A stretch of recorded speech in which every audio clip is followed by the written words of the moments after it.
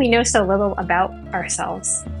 Americans, I think there's a resurgence of trying to connect to our roots, and we're trying to understand what does that mean. He singled out the Italians as the most significant threat to the South.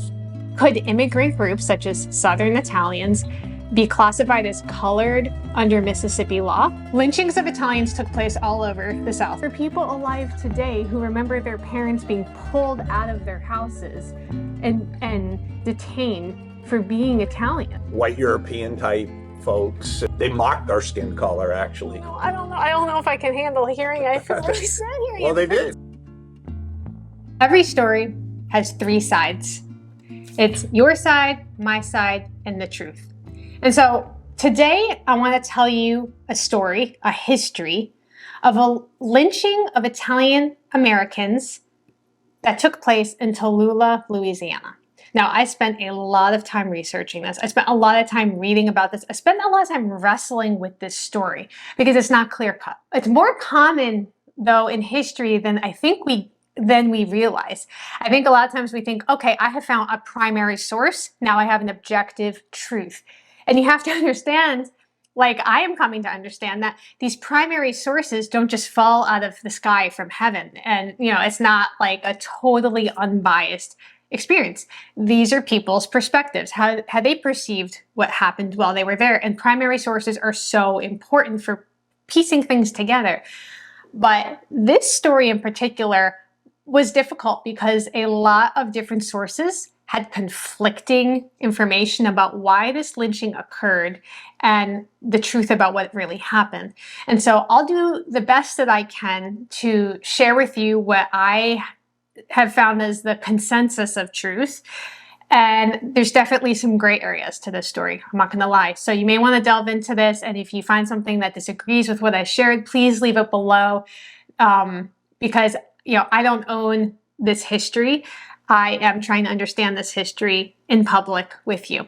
So let's dive in today to one of the many lynchings of Italians in Louisiana. So this was about 8 years after the biggest mob lynching in the United States history of 11 Italians in New Orleans. So that has already happened at this point. We're going to cover all of these on the channel. But today we're going to go to Tallulah, Louisiana.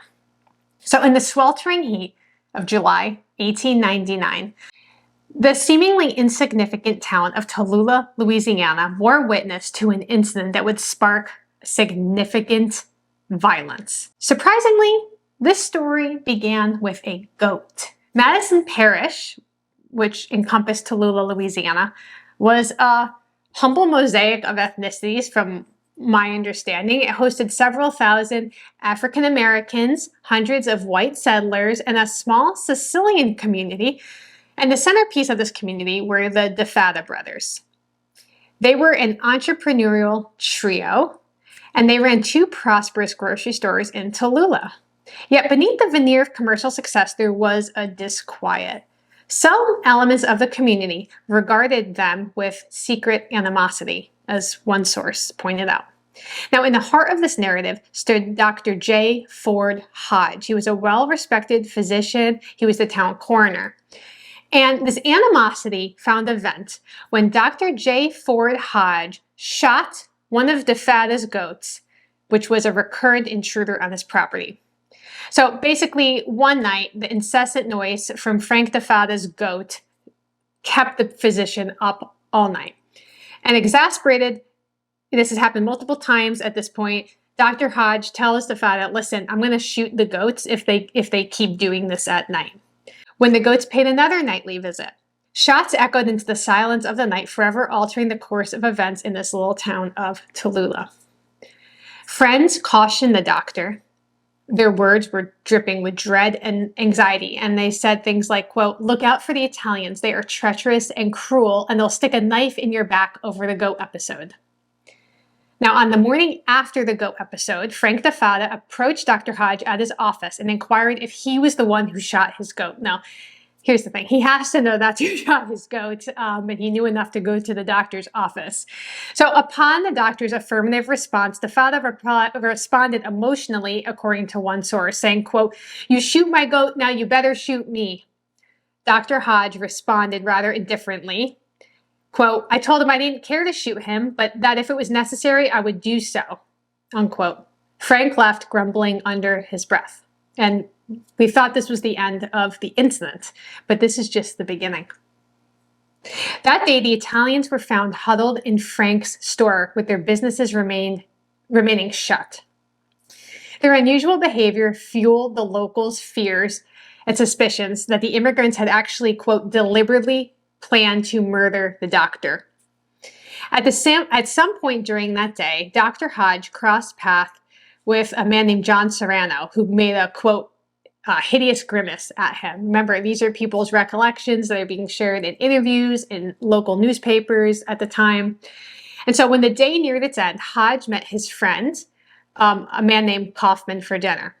And their route took them past Joseph DeFada's shop, where Joseph stood in the doorway. So this was Frank's brother. And their other brother, Charles, sat on the front steps. Although Hodge noticed Charles DeFada, he wasn't particularly concerned because he was, quote, expecting no trouble. Now, as Dr. Hodge passed by Charles, the Italian sprung up and struck the doctor. Hodge remembered that Charles had reached under his left arm during the assault, but he couldn't confirm, quote, whether he drew a dirk or not. Kaufman reported hearing the Italian shout, quote, you shoot my goat.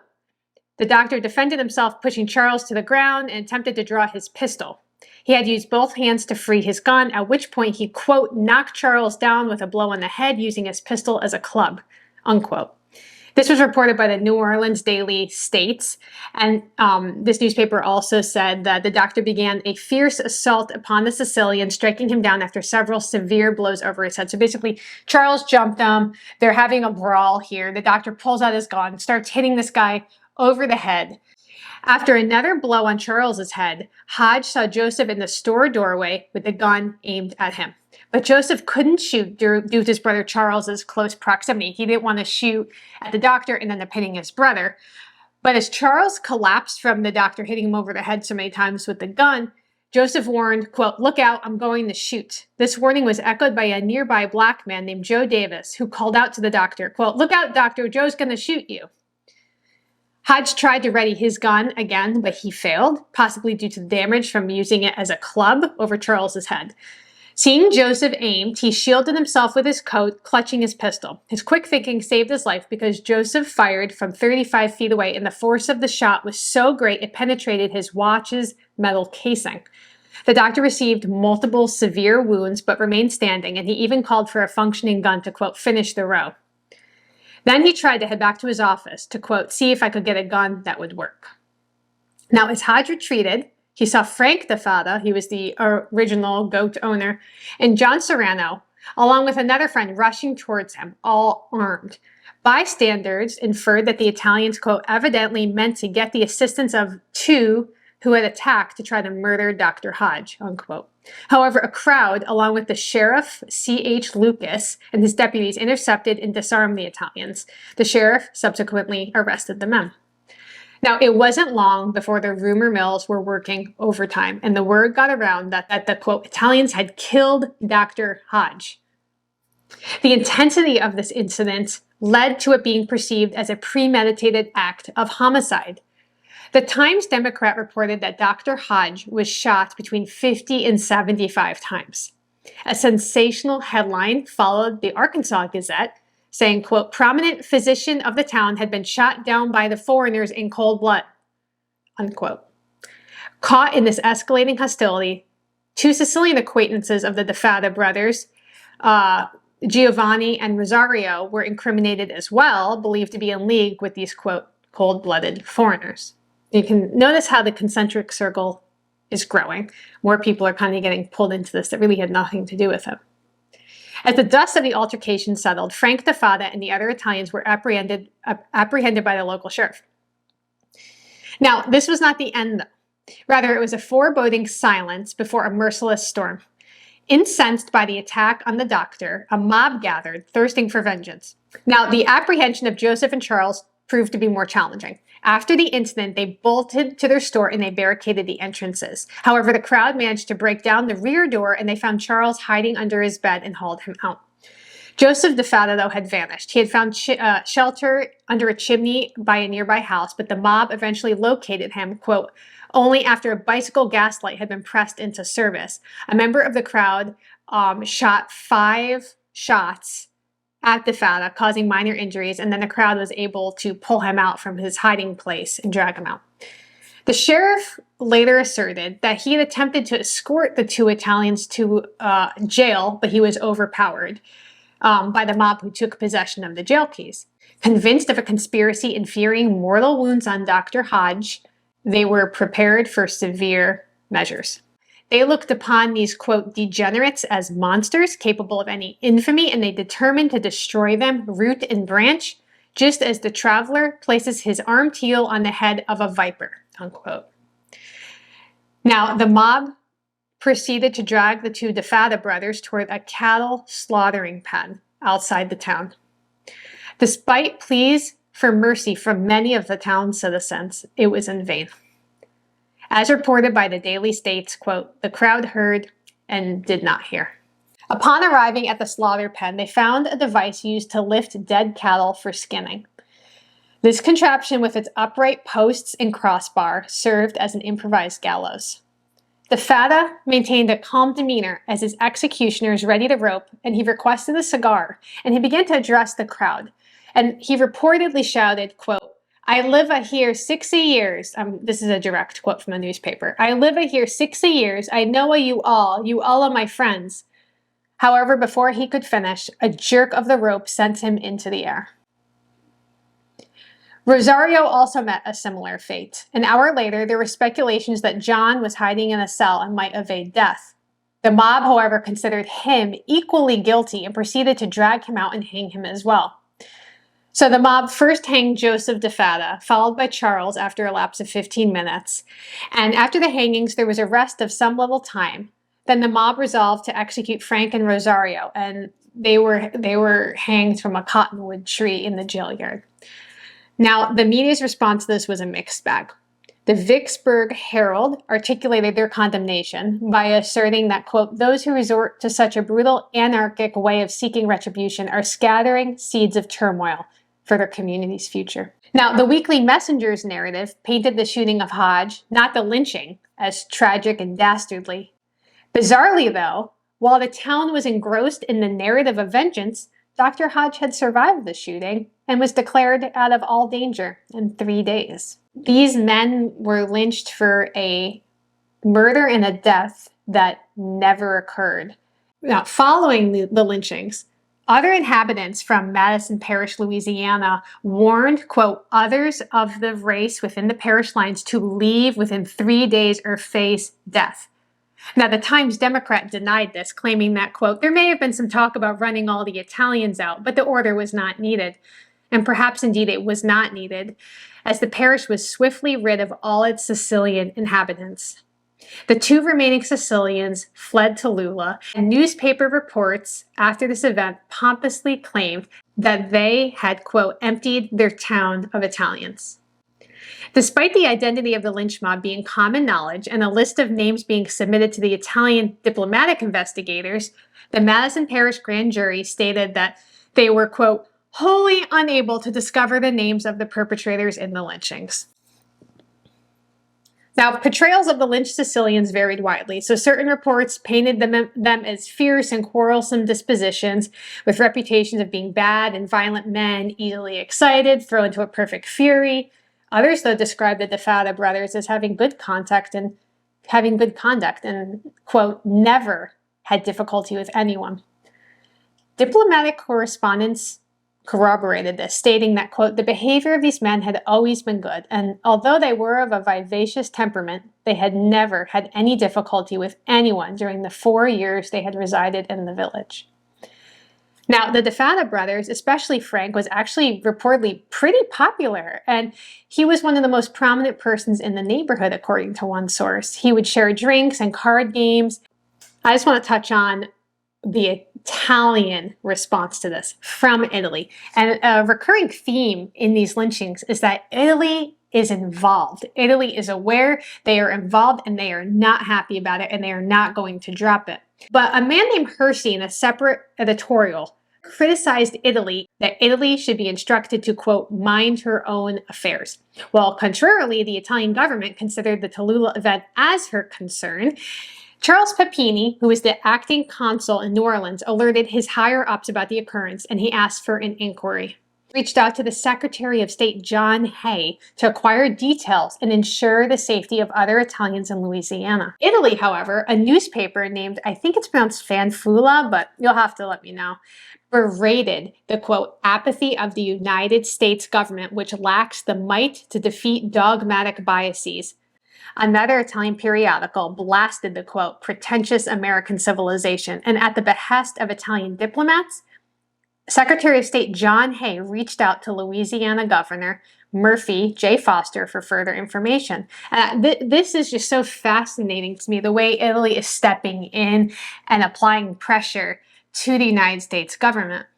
Now, in response, the Louisiana Governor, Murphy Foster, said that he would expedite gathering all of this information and he would figure it out. The victim's nationality was of paramount importance to this. Now, this story can go on for a long time, and I'm going to leave a link below. There is an incredible source. I've never seen more consolidated on this story than this source. I'm going to give this historian full credit. Like, most of what I found was from this historian. An Italian man named Enrico Cavalli, who was the editor of the New Orleans Italian-American paper, was acting on official orders, and he traveled to Vicksburg. And there he joined Nat Piazza, who was the Italian consul in New Orleans, and Patrick Henry, who was a local attorney. They carried out 2 days of interviews in Tallulah. They were asking everybody what they knew about the DeFalco brothers, what they knew about Dr. Hodge, what they knew about this situation. But before they did that, they demanded to have assurance for their personal safety as Italians going to Tallulah, Louisiana. Now, they looked over the lynching locations, they talked with witnesses. During these interviews, they got a lot of interesting information. In particular, there was someone who was not named, a tavern owner who had incited the crowd to commit murder and promising free drinks if they lynched the Italians. Now, this goes on for years. There is a back and forth for years. And so if you're interested in kind of delving more into this, I will leave a link below. The lynchers completely evaded retribution. No more protection was put in place for Italian nationals in the United States. For Italian Americans in Louisiana and in the South, the threat endured and justice remained elusive. Historian Edward F. Haas, I think is how you say his name, he was the only one to provide a scholarly account of the Tallulah lynching. It's called Guns, Goats, and Italians, the Tallulah lynching of 1899. It's incredible. I think it was published in 1892. I'll link to it below. And I'll link below to all of the sources that I was able to pull from. Let me know what you think about this. And if you've heard of this story, where do you think the truth lies? We'll talk soon. Northern Italians considered Southern Italians racially inferior and too African to be a part of Europe. The story of the Italian immigrants' journey from a racialized pariah in the 19th century to white Americans in the 20th century sheds light on how much race is just a construct in the United States. Italians became white because of something that happened in Louisiana. Hi, my name is Danielle Romero, and I'm so glad that you're here with me again on my channel, where I talk about genealogy, ancestry, hidden heritage, and it's amazing how interconnected the world is. Congress had initially envisioned a white, Protestant, and culturally homogenous America when in 1790 it declared that only, quote, free white persons could become naturalized citizens. Waves of culturally diverse immigrants from Europe in the 19th century changed this perception, and Americans adopted a more restrictive, politicized view of whiteness. Because of their darker complexions, Italians, in particular Southern Italians, like my dad's family, were not considered white. This is particularly dangerous in the American South, where Italians were the second most common targets of lynchings, and in some areas were semi-segregated. Italian immigrants, particularly those from Southern Italy, like my family, faced racial discrimination in both Italy and the United States. I was able to find some documents showing my dad's great aunts coming over, and on the manifest for the ship, they would mark your nationality. A lot of them would say Italy, Italy, Italy, and for his family, it said Italy, and then as a separate designation, South, just to let you know that they weren't Northern Italian. Northern Italians considered Southern Italians racially inferior and too African to be a part of Europe. In the United States, Italian immigrants were subjected to racist stereotypes in books, magazines, newspapers, and faced discrimination in schools, movie houses, labor unions, and public spaces. Italians who accepted what was considered a black job or chose to live among African Americans, which was a very common thing, they often integrated into the same neighborhoods, were marked as black, and they faced violence from the mobs in the South in the same way. A huge part of this history, the Italian American experience, is connected to New Orleans. I want to talk about Sicilians and Italians navigating the Jim Crow South, because to my surprise, Italians and Sicilians, and I'm going to use that term interchangeably because for my family, it kind of is interchangeable, but it is different. And so when we're talking about Italy, you know, you have like the boot, and my family is mostly from like toe of the boot in southern Italy. And then Sicily is this island that was its own kingdom and then became part of Italy proper. I'll probably be using them interchangeably because I use them interchangeably for my own self-identification. So between 1880 and 1920, there was an economic crisis following this unification that was happening in Italy. And there was just like a lot of social unrest, and about 4 million Italians who were mostly Southern Italians, like my family, they immigrated to the United States. A lot of these Italian Americans and Sicilian Americans were recruited to fill a labor shortage that was produced by the rapidly industrializing United States economy. And a lot of immigrants arrived with basically the clothes on their back. The lack of formal education and the limited English proficiency that restricted a lot of Italian immigrants to jobs like manual labor and low-paying jobs. A lot of Italians kind of settled in these neighborhoods called like Little Italy. A lot of racism against Italians. This was not just in the South and not in the North. It was kind of across the board.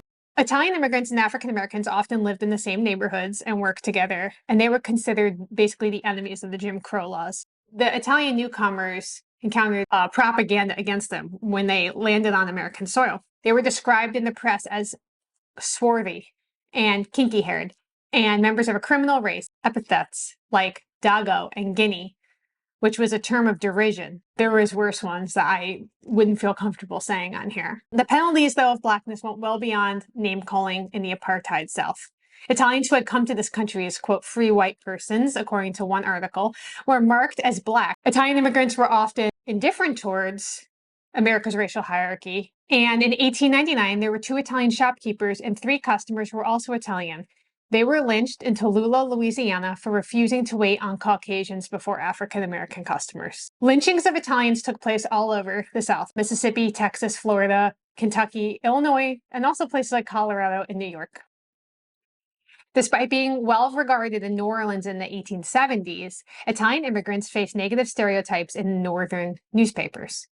Italian language newspapers frequently would report the heinous crimes. In Italy, there was a song called The Five Poor Italians, which was written in honor of the Tallulah victims. As the Italian population grew, anti-Italian riots took place, and hate groups like the Ku Klux Klan mobilized to intimidate and oftentimes cause physical harm to the immigrants. The turning point for the Italian experience happened because of an event in Louisiana, in New Orleans. On October 15, 1890, New Orleans police chief David Hennessy was assassinated outside of his home. As Hennessy lay dying, he whispered, "The Dagos did it."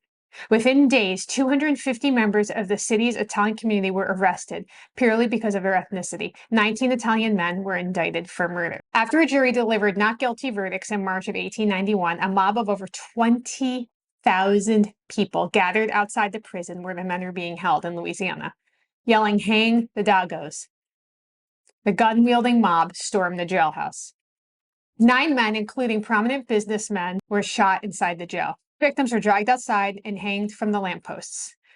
And I don't want to go into the details of this. You can Google it and do that, but I'm not going to like put all the nitty-gritty on here. In addition to the 11 men who were lynched, 5 prisoners were severely wounded in the attack, and they died soon after. A grand jury cleared those who were involved in the lynching, including John Parker, who was the late elected governor of Louisiana. In 1911, he was quoted saying Italians were, quote, "a little worse than the Negro, but filthier in their habits, lawless and treacherous," unquote. Many newspapers asserted that Italians were responsible for their own lynchings, and the media's coverage of the trial and lynching marked the entrance of the word mafia into the nation's vocabulary.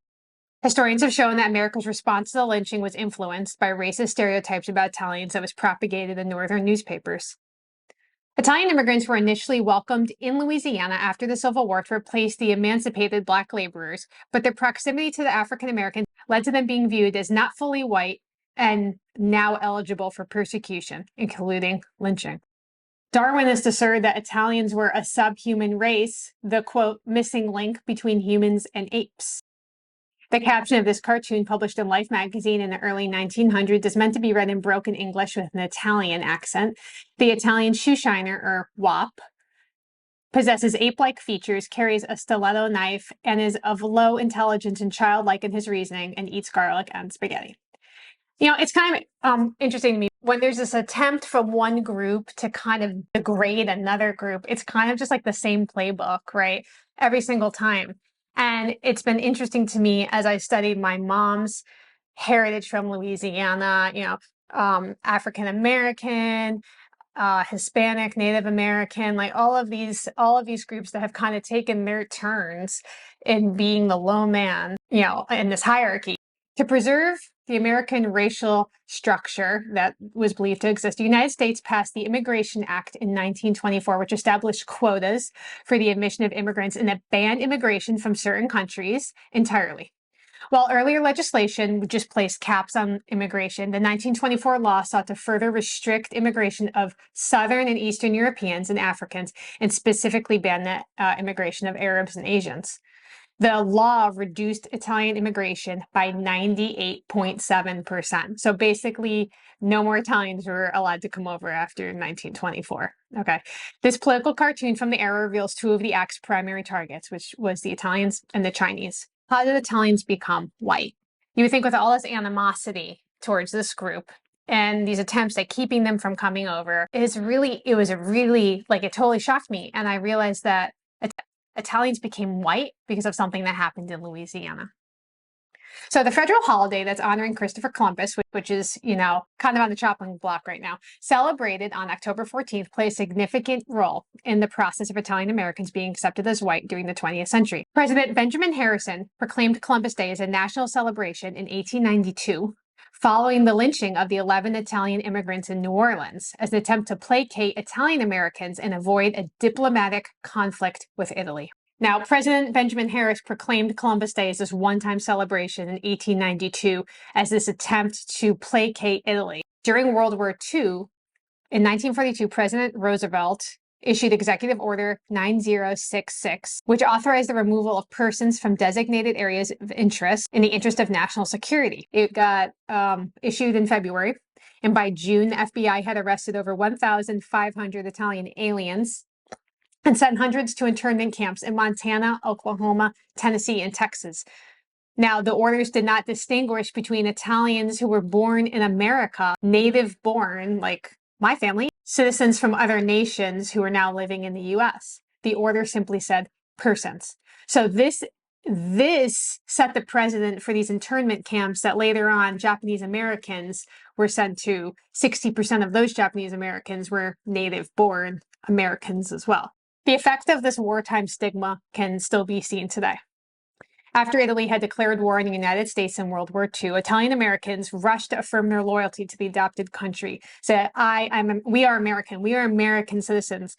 A lot of them distanced themselves from their heritage. Some anglicized their names. Propaganda pieces designated foreign languages as the enemy's language. So if you spoke German, Japanese, Italian, and it was seen as suspect. I read one article that Italian-owned businesses would often post signs that said, "No Italian spoke here" for the remainder of the war. In October of 1942, President Roosevelt was eager to maintain the support of Italian Americans, even though he had just sent a bunch of them off to internment camps. So he lifted the enemy alien restrictions on them. However, many individuals remained interned or evacuated until Italy's surrender in World War II. Following the war, Italian Americans seldom spoke of their ordeal. I actually didn't even know about this until I started studying this video. I did not know that that happened here. And November 7, 2000, the wartime violation of the Italian American Civil Liberties Act was signed into law by President Clinton. For many, the shame and humiliation, even after the war, caused irreparable damage to the preservation and transmission of Italian culture, especially the Italian language, to future generations. You know, my dad's grandparents, obviously they spoke Italian because they came over from over there. And my grandpa, who I grew up with, he spoke Italian, but only to family back in Italy. He would write letters in Italian. I don't think I ever heard him really speak in Italian, unless he was talking about food. Then he would use his the Sicilian dialect. We don't really have any connection to that side of the family's culture either, even though it was a very different experience than my mom's family. It's just another part of this American story of kind of losing your way as you become American. I think there is a balance to that. I think coming to a country and becoming a citizen means that you need to kind of be a part of the family now, right? But does that mean that we all want to be homogenous? We don't want to have any shred of the parts of the world that we came from or that our family came from? And obviously the answer to that is no. It makes me sad when I was researching for this video to kind of understand and why some of these things came to be. The story of the Italian immigrant's journey from a racialized pariah in the 19th century to white Americans in the 20th century sheds light on how much race is just a construct in the United States and hierarchies can change over time. You're in this group here and you're in this group here, and nothing has changed except the passage of time and the way people perceive things. It's just incredible to me. It makes me wonder in the future, things that we hold on to so dearly right now is this is the truth. This is the reality. Will our children believe that? Will our grandchildren believe that? The penalties of not being considered white in America, the ripple effects of those. Today, you know, as I've shared on this channel and many of the other videos, I grew up considering myself white. And, you know, what does that mean? Okay, well, what it means is on my dad's side, I knew that we were Sicilian, Italian, and my mom's side, we weren't really sure, which is kind of why I did the whole Finding Lola stuff. But growing up, I had this understanding, at least, that I was Sicilian or I was Italian. And to me, that meant I was white. Now, it's interesting that being removed 100 years or so, what a different experience I would have had. What a different experience so many of us would have had 100 years ago to today. So Italian Americans are kind of an endearing part of the American subtext. And yet the history was rough and bloody. This same structure has been applied over and over and over again to all different groups. Let me know if you were familiar with the New Orleans lynchings of these Italian Americans. I plan on interviewing my dad for the channel and kind of getting his, you know, thoughts on this. I'd love to know, like, what do you think about Italians and Sicilians suddenly becoming white at the turn of the century? Thank you so much for being here for these conversations, kind of getting to the heart of the way that we view identity here in the United States. And I think it's important to look back sometimes and make sure that we really understand where we're coming from so we don't make those mistakes in the future. And so we can be adjusting and making changes and getting better every generation. Let me know in the comments what you think, and I will see you soon. Thanks so much. And he singled out the Italians as the most significant threat to the South. We're going to dive in a little bit more into the Italian-American experience in the U.S. South. There was a social upheaval surrounding a group of 25 Italian children who were attending a white school. So deep in the heartland of Mississippi, there was a small town named Sumrall. The local Italian community stood out as a distinctive population in the state, historically divided along Black and white racial lines. The Italians did not conform to the existing paradigm of white versus Black, but they occupied what some call an in-between status. Although it's critical to emphasize that this is not an attempt to suggest that Italians were perceived as a third race, their position does reveal complex dynamics of racial identity formation in the early 20th century American South, as evident over the struggles with school segregation. They were unwilling to accept the proposition of an exclusively Italian school. So there was this idea of like, well, we can't call them Black, but they shouldn't be in the white school. So let's give them their own separate thing. And the Italians said, no, we don't want that. The Italians were just not going to take it lying down. So they appealed to the state superintendent of education and they challenged the attempt to segregate these children. But this would soon devolve into utter violence. Before I tell you what happened with Frank Scaglione and the 25 Italian children, the 25 Sicilian children that were they attempted to kick out of the school, I want to tell you a little bit about the Italian governor at the time. Just preceding this Summerall incident, Mississippi actually had elected their first Italian-American governor, and I think possibly there hasn't been one since. And his name was Andrew Houston Longino.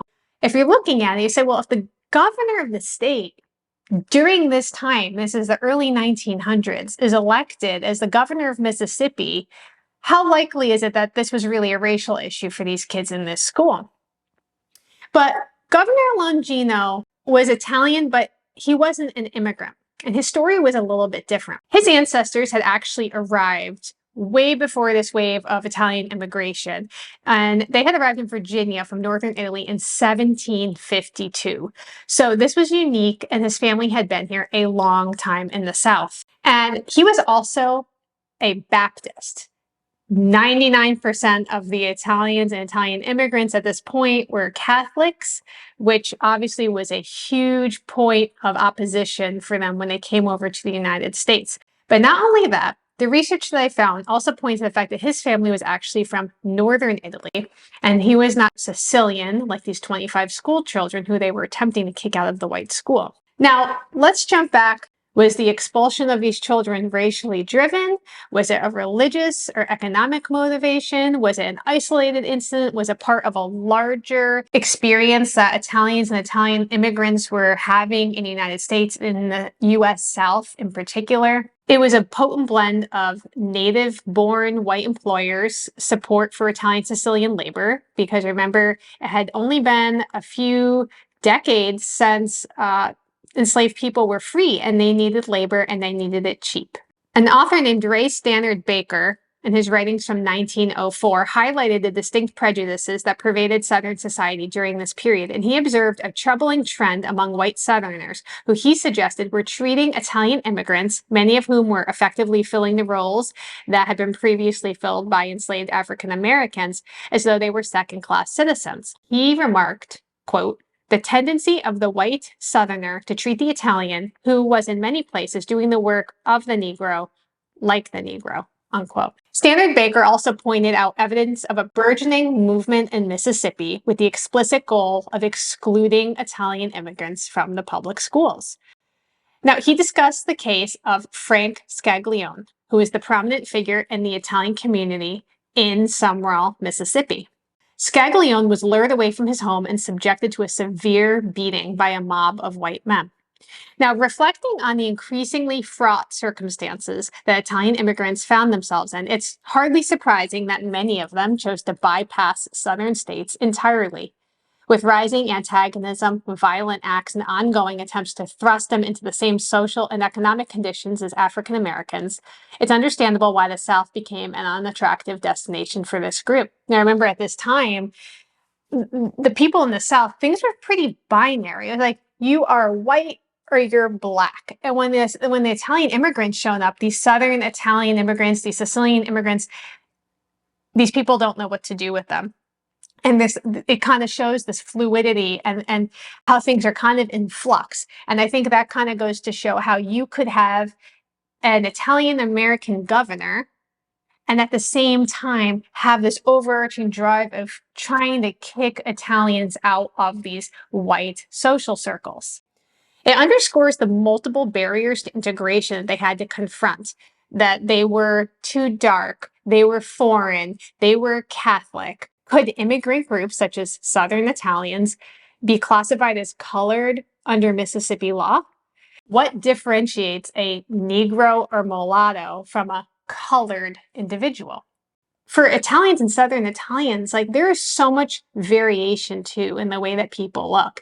And so I think that adds kind of a layer of complexity to this when we have people who are just basing things on what they see, people who are Mediterranean working out in the sun. Well, for the most part, they're going to be pretty dark, but there are plenty of people that have blonde hair and blue eyes and more fair skin, and they were just as much ethnically Italian as these folks. Not every area did Italians face this discrimination, but there were plenty of times and plenty of examples I'm going to be continuing to show you on this channel of the struggle for the Italian immigrant to find their place in society. An article published in 1893 was titled "The South is American" by Joshua Caldwell, who was a well-known attorney from Knoxville, Tennessee. And it gives further insight into the prevailing attitude towards new immigrant communities. He perceived the South as a bastion of pure Americanism, viewing it as, quote, the most thoroughly American because it was the most thoroughly Anglo-Saxon. And he singled out the Italians as the most significant threat to the South. And this materialized into a violent assault on a Sicilian man named Frank Scaglione. His proactive leadership and his attempts to, quote, force the children into school incurred the ire of some of the citizens of this small Mississippi town. They took him outside the town boundaries and they delivered such a severe beating to him, issuing stern warnings for him to desist. But the episode, however, proved to be more shocking than initially reported. According to the Italian consulate in New Orleans, who undertook an ensuing investigation of this event, the event's egregious nature surpassed the initial accounts. So at first people thought he just got kind of brought outside, roughed up a little bit. Scaglione's ordeal extended to include other unmentionable atrocities committed against him. He was subjected to brutal whipping as a counteroffensive to his efforts on behalf of these children. But the story is a little more complex than just that. The Outlook, which was a periodical of the time, offered a grim recount of the incident. It described how Scaglione was lured from his house under pretense of receiving a message from New Orleans, was seized, threatened with death, and savagely beaten. The local press abstained from publishing the explicit details of his abuse, hinting, though, at its extreme brutality. Other newspapers confirmed the severity of this incident, describing the victim as now crippled and his tormentor's actions as barbarities. The severity of the attack was such that newspapers they wouldn't even share the details. And this was an exceptional step in an era that was known for sensational journalism. The assailants' identities were shrouded in mystery, with reports only with some scant details. Some newspapers speculated that these people hailed from the, quote, lower class, given the nature of the atrocities. In the aftermath of the assault on Scaglione, there were apprehensions about violent reprisals from the Italian community. So they're afraid that like the Italians are going to rise up and there's just going to be warfare now between these two groups. So the fears resulted in the deployment of a sheriff. The management of the Newman Lumber Company voiced the need to protect the local native community from potential retaliation by these aggrieved Italians. So in a significant move, the company relocated most Italian families to nearby Hattiesburg, Mississippi, while 15, quote, Negro laborers were brought to Sumrall to replace the Italians. The events in Sumrall sparked discussions on the racial views of Italians in Mississippi. A New York journalist pondered, quote, can it be possible that Mississippians hold that Italians, like the Negro, or of a different race from our own, or do they place different nationality with a different race? But what had Scaglione done to provoke such a brutal reprisal? Was it solely about the Italians trying to enter a white school, or was there something else at play? The public narrative framed this as a racial question. A closer look, though, at some of these documents suggests a more nuanced narrative. So subsequent information emerged on the beating. It became apparent that the assault on Scaglione was not triggered just by attempts at school integration, but there was also fears of a labor dispute. Italians in Sumrall were accused of being anarchists, and their actions were associated with labor activism. A telling illustration of this standpoint can be found in the statement made by a spokesperson for an Alabama naval store company in 1905. He was responding to a survey conducted by the Immigration Restriction League of Boston, and the representative made an emphatic plea. He implored, quote, for God's sake, send your Italians to the coal mines of Pennsylvania or some other hot place. We are not in sympathy with the Padrone or the Mafia system.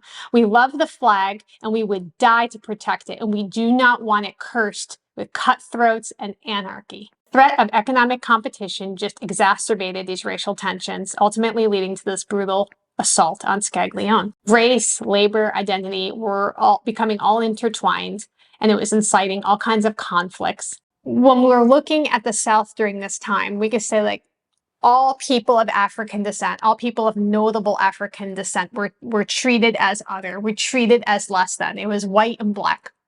Now you have these Southern Italians coming in. So in some places they were able to assimilate better.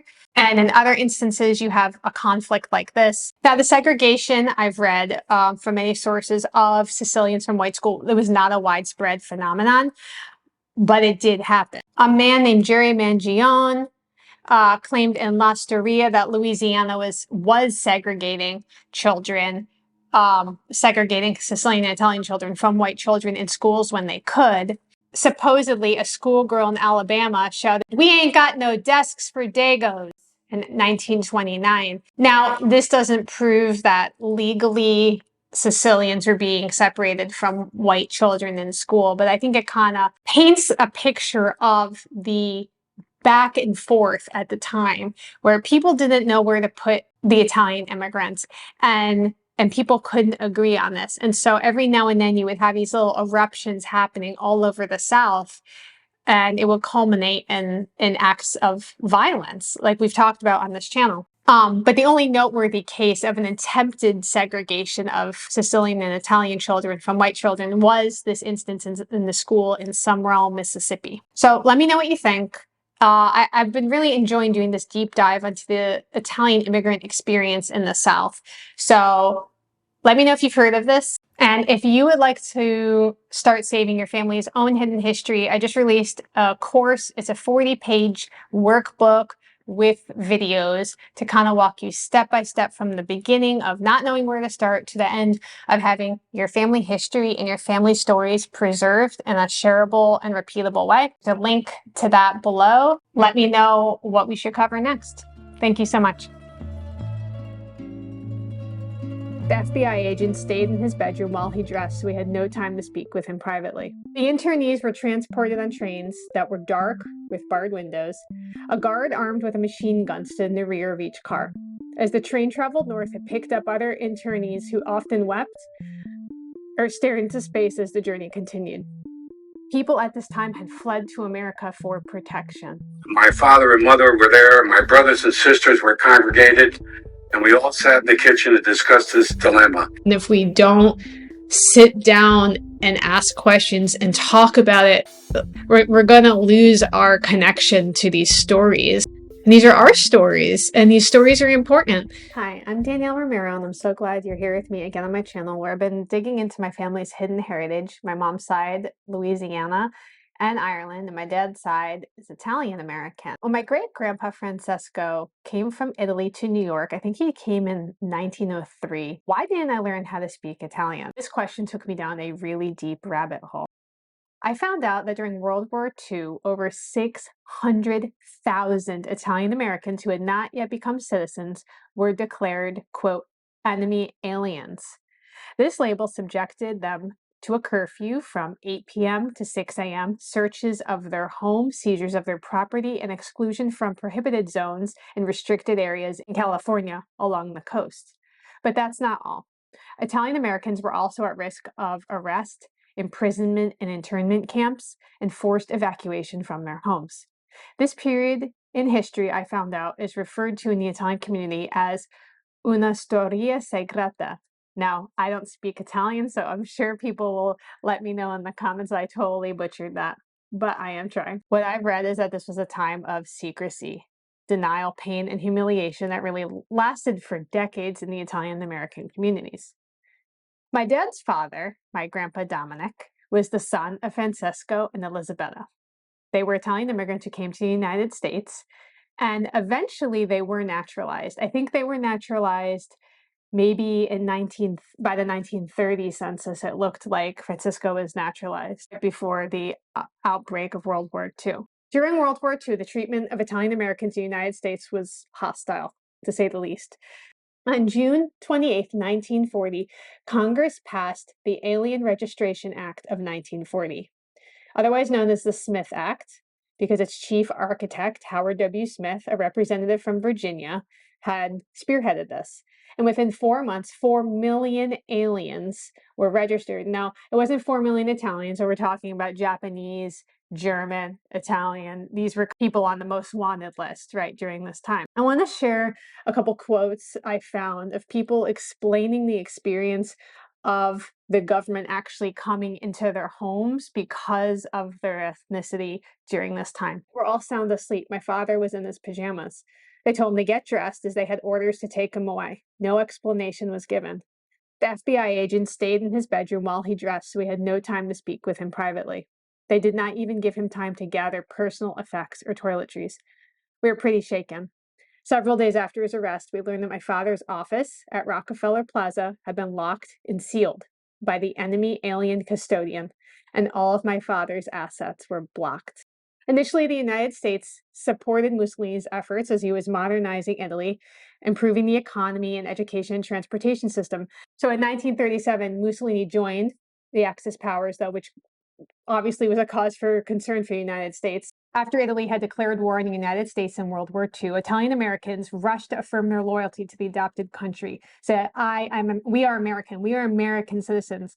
A lot of them distanced themselves from their heritage. Some anglicized their names. Propaganda pieces designated foreign languages as the enemy's language. So if you spoke German, Japanese, Italian, and it was seen as suspect. I read in one article that Italian-owned businesses would often post signs that said, "No Italian spoke here" for the remainder of the war. When Britain and France declared war on the Axis powers, President Roosevelt asked the FBI director to make a list of possible enemy agents among the Japanese, Italian, and German immigrants in the U.S. that could be arrested in case of a national emergency.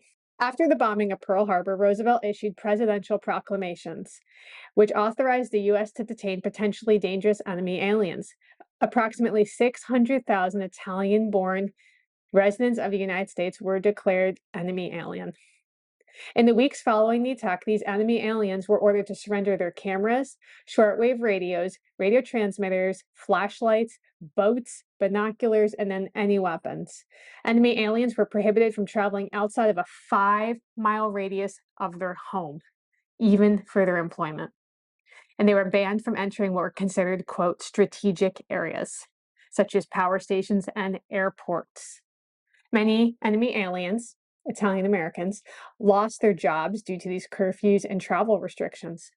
If the family's store or their farm was located in a prohibited zone, who would operate the business? How could the family survive? In California, quote, the effect was devastating. Lieutenant General John L. DeWitt was the head of the Western Defense Command, and he sought to intern the entire enemy population. He pursued actions that effectively destroyed the economic lives of all Italians on the West Coast, including Joe DiMaggio's family. Joe DiMaggio is a famous baseball player from the New York Yankees. He enlisted in the Army in 1942. Meanwhile, his father, who was a fisherman, was prohibited from his livelihood. Fisherman's Wharf was restricted to Italians, where the DiMaggios were prevented from overseeing their own restaurant. Another family from Pittsburgh, California, a woman gave birth to her son in a hospital that was located in a prohibited zone, and her husband, who was a, quote, enemy alien, could not visit her unless he was accompanied by law enforcement. The first time he saw his child, he was in handcuffs, escorted by the police. Because many of these enemy aliens have been living in America for decades, and they had children here, and some of them even had grandchildren here. Some of these were refugees who had maybe fled Mussolini's regime. And that is to say, people at this time had fled to America for protection. On February 19th, 1942, President Roosevelt issued Executive Order 9066, which authorized the removal of people from specified areas in the interest of national security. AKA, if we're concerned about your ethnicity, we can remove you out of your home at this point. Approximately 10,000 Italian Americans were evacuated from their homes in these restricted zones along the California coast, including the San Francisco Bay Area and Los Angeles. Evacuees were often given very little notice before their forced relocation. In June of 1942, at this point, the FBI had arrested more than 1,500 Italian enemy aliens, and over 400 of these people were deemed dangerous enough to be confined in internment camps. One of those arrested was a man named Filippo Leone. His wife was left to care for their 3 children without any means of support because the family's assets were frozen.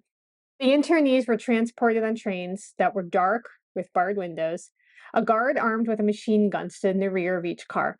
As the train traveled north, it picked up other internees who often wept or stared into space as the journey continued. It was inconceivable to them that the United States, their home of the free, would do this to them. They were innocent until proven guilty, so what crime were they accused of committing? Italian internees were most sent to Fort Missoula in Montana, which they nicknamed the Beautiful View. Other detention camps, though, existed around the country in New Mexico, Texas, California. Armed guards monitored the internees at all times. When we're talking about internment camps, I'm not trying to make a comparison to the Holocaust. This is obviously not the Holocaust, right? And the camps that they were in were relatively comfortable. We're not trying to make a parallel, right, to the Holocaust or to slavery, but just letting this history stand on its own. Fort Missoula was self-sufficient. They had a hospital, a school, a library, a theater, a mess hall, which served Italian and Japanese food because there was a lot of Japanese there too. Internees were often assigned to camp maintenance projects, and some worked on the local farms there. Although the camp routine could be monotonous, they tried to make their best out of the situation by playing baseball and organizing musical entertainment. But nonetheless, they were still prisoners, living their lives on hold, not knowing when they would be released or when they would be reunited with their families. Thankfully, after exhaustive investigations, there was no evidence of these Italian Americans engaging in subversive activities or posing a threat to national security. In October of 1942, on Columbus Day, Roosevelt removed the enemy alien restrictions from the Italian community. And November 7, 2000, the wartime violation of the Italian American Civil Liberties Act was signed into law by President Clinton. I was 16 years old when this act was signed. And he issued it as a formal apology for the mistreatment of Italian Americans during the war. California actually also issued their own apology in 2010 and reaffirmed its commitment to protecting civil rights. To my knowledge, no Italian American has actually filed suit against the United States government for reparations for being interned in these camps. For many, the shame and humiliation, even after the war, caused irreparable damage to the preservation and transmission of Italian culture, especially the Italian language, to future generations. You know, my dad's grandparents, obviously they spoke Italian because they came over from over there. And my grandpa, who I grew up with, he spoke Italian, but only to family back in Italy. He would write letters in Italian. The New York State Military Museum sat down and interviewed my grandpa about his experience enlisting in the Navy as a 17-year-old during World War II. He actually left high school to enlist. They were part of the Italian community. They were a huge part of the Italian community center in Troy, New York. I remember being brought there as a teenager. My grandpa would bring me there for dinners and stuff. It was just amazing to me because my grandpa, his first instinct is to enlist in the Navy and go defend America. He died about 15 years ago. I was so lucky to be able to find this footage. And so I wanted to share a little bit of him with you. They were patriotic, brave, and they loved America. You got to relive the past. My name is Dominic, and my place of birth is Troy, New York. I was born in 1925. I was a senior in high school, Troy High School. And at that time, quite a few people were, joining the service, and I wanted to join the Navy. A little difficult time with my mother and father. So I just want to stop there. Sorry, it's emotional. I just thought it was interesting when he was saying he had trouble with his mother and father. And I don't know the details of that. I don't know if they didn't want him to pull out of high school to enroll. I mean, obviously what parents would want their kid to do that. Or if it was, if his parents were concerned because they were Italian Americans. And I don't know how they felt about all of that. I consented and I joined the Navy on December 7th, 1943, very patriotic. You remember where you were? I was attending a movie. As soon as the movie let out, there was a big gathering out in front of the theater, and everybody was talking about Pearl Harbor. I immediately went home. Father and mother were there. My brothers and sisters were congregated, and we all sat in the kitchen to discuss this dilemma. And I can recall my brothers saying this war is going to be over in 6 months.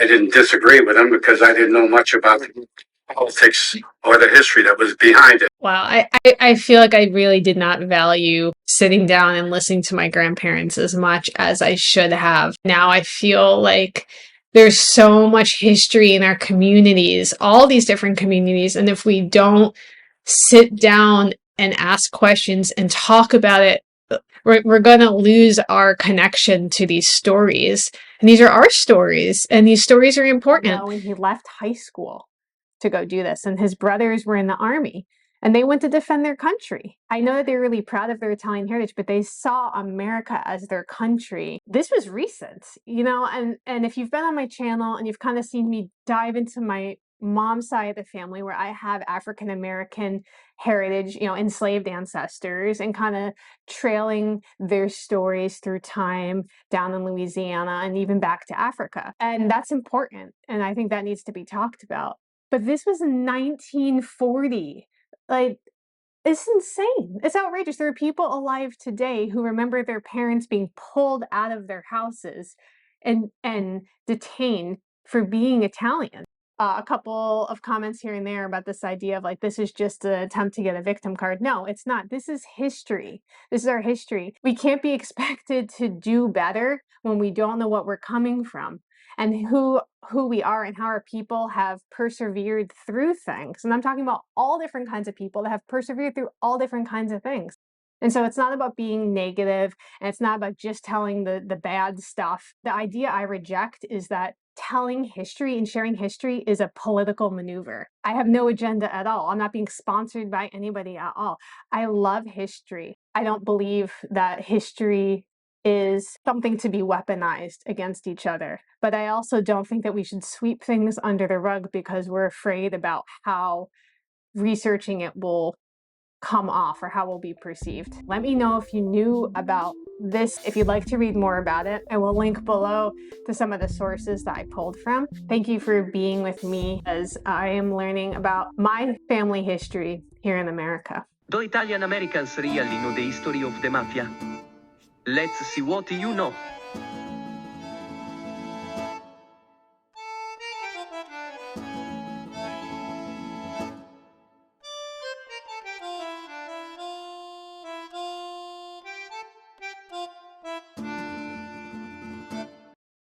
Hi, I'm Danielle Romero, and thanks so much for being with me today on my channel, where I've been exploring my family's hidden heritage and kind of talking about the American story of identity. My dad's side of the family are Italian Americans through and through. Both of his parents were Italian, and his dad's parents actually came over from southern Italy in the early 1900s. His mom's parents had come over a little bit earlier.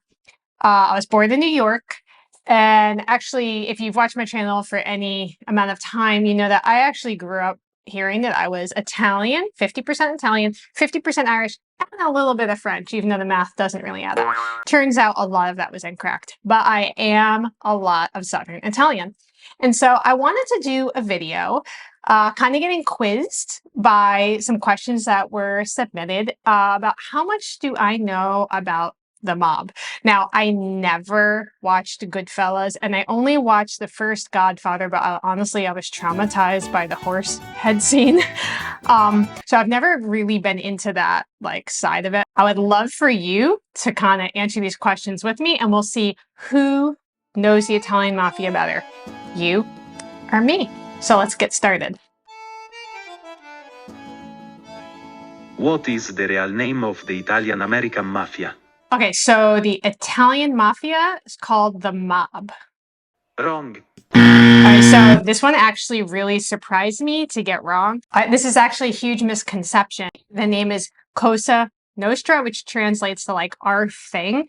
And I had read this little interesting tidbit about the Godfather series, that there was some kind of agreement to not use that name in the series, which is why they ended up using like the mob. The Mafia is not typically referred to as the mob, as I've come to find out. That name's really been attached to them through American pop culture and media portrayals, which is kind of all I had known about it. Just that even the name I had totally wrong, and I was born in New York. Okay, next question. So let me know how you did on that one. Our mob family is connected. How are mob families connected? All right, well, now I know not to say mob. My understanding is that there's like a patriarch of the family. I think that's like the Godfather. And then his sons or nephews or cousins are kind of next in line in the hierarchy. And I don't know. I'm not totally sure, but my understanding is that like when I hear family names, that like, we're talking about a family situation. Wrong. All right, so I was shocked that this was something that needed to be debunked, that the Cosa Nostra is not a bloodline-based system. This perception has been kind of put out by Hollywood and popular culture, but the truth is actually quite different. Cosa Nostra is not a centralized organization built on family ties. It's kind of like a loose confederation of independent criminal groups. So these groups are often referred to as families or clans, and they claim sovereignty over specific territories. Now, surprisingly, the members of these families are not usually blood relatives. That totally shocked me. Not that I thought I knew everything about the mob, but I was shocked to get that one totally wrong. What American city was the center for mob activity? What American city was the original center for mafia activity? So I was kind of torn on this answer because immediately I want to say New York, New York City was. And I was thinking, well, Chicago, Al Capone. So I was kind of torn. But in the end, I'm going to say New York. Wrong. That is so crazy that that is wrong. Like, okay, so I'm guessing it's Chicago then. Wrong. Okay. So I don't know anything. So what city was it? Well, there's some debate, but during the late 19th and early 20th centuries, we've kind of talked about in other videos, there was a wave of Italian immigration that came in, including the Society of Cosa Nostra. Now, in America, the Italian-American Mafia thrived during the Prohibition era, finding opportunities in illegal activities like bootlegging and labor unions and things like that. Well, contrary to popular belief, it wasn't the Big Apple that played host to the initial wave of Italian mobsters.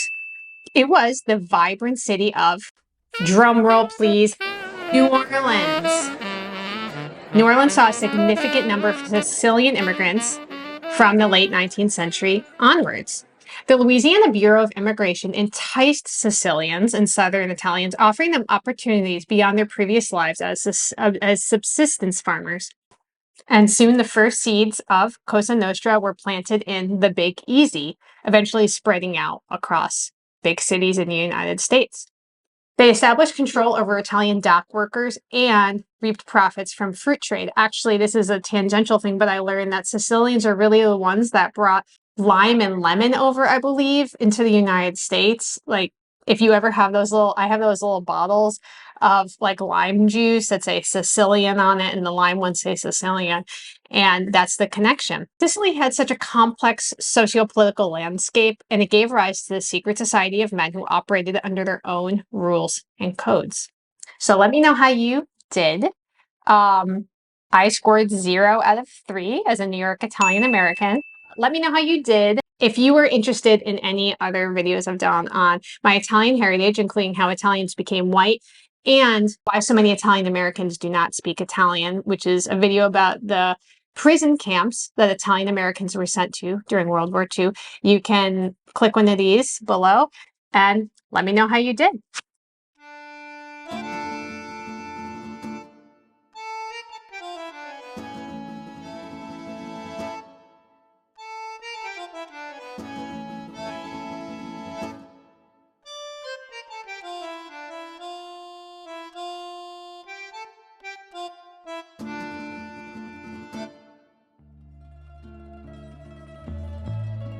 A lot of criticisms against immigrants coming into America, actually by former immigrants, right? Because almost everyone that is here is an immigrant, except for the indigenous people to the Americas. By 1900, more than 1 million individuals were entering the United States each year. During this era, an anti-immigrant sentiment began to cast a shadow. People started to express concerns about immigrants, making various arguments against them.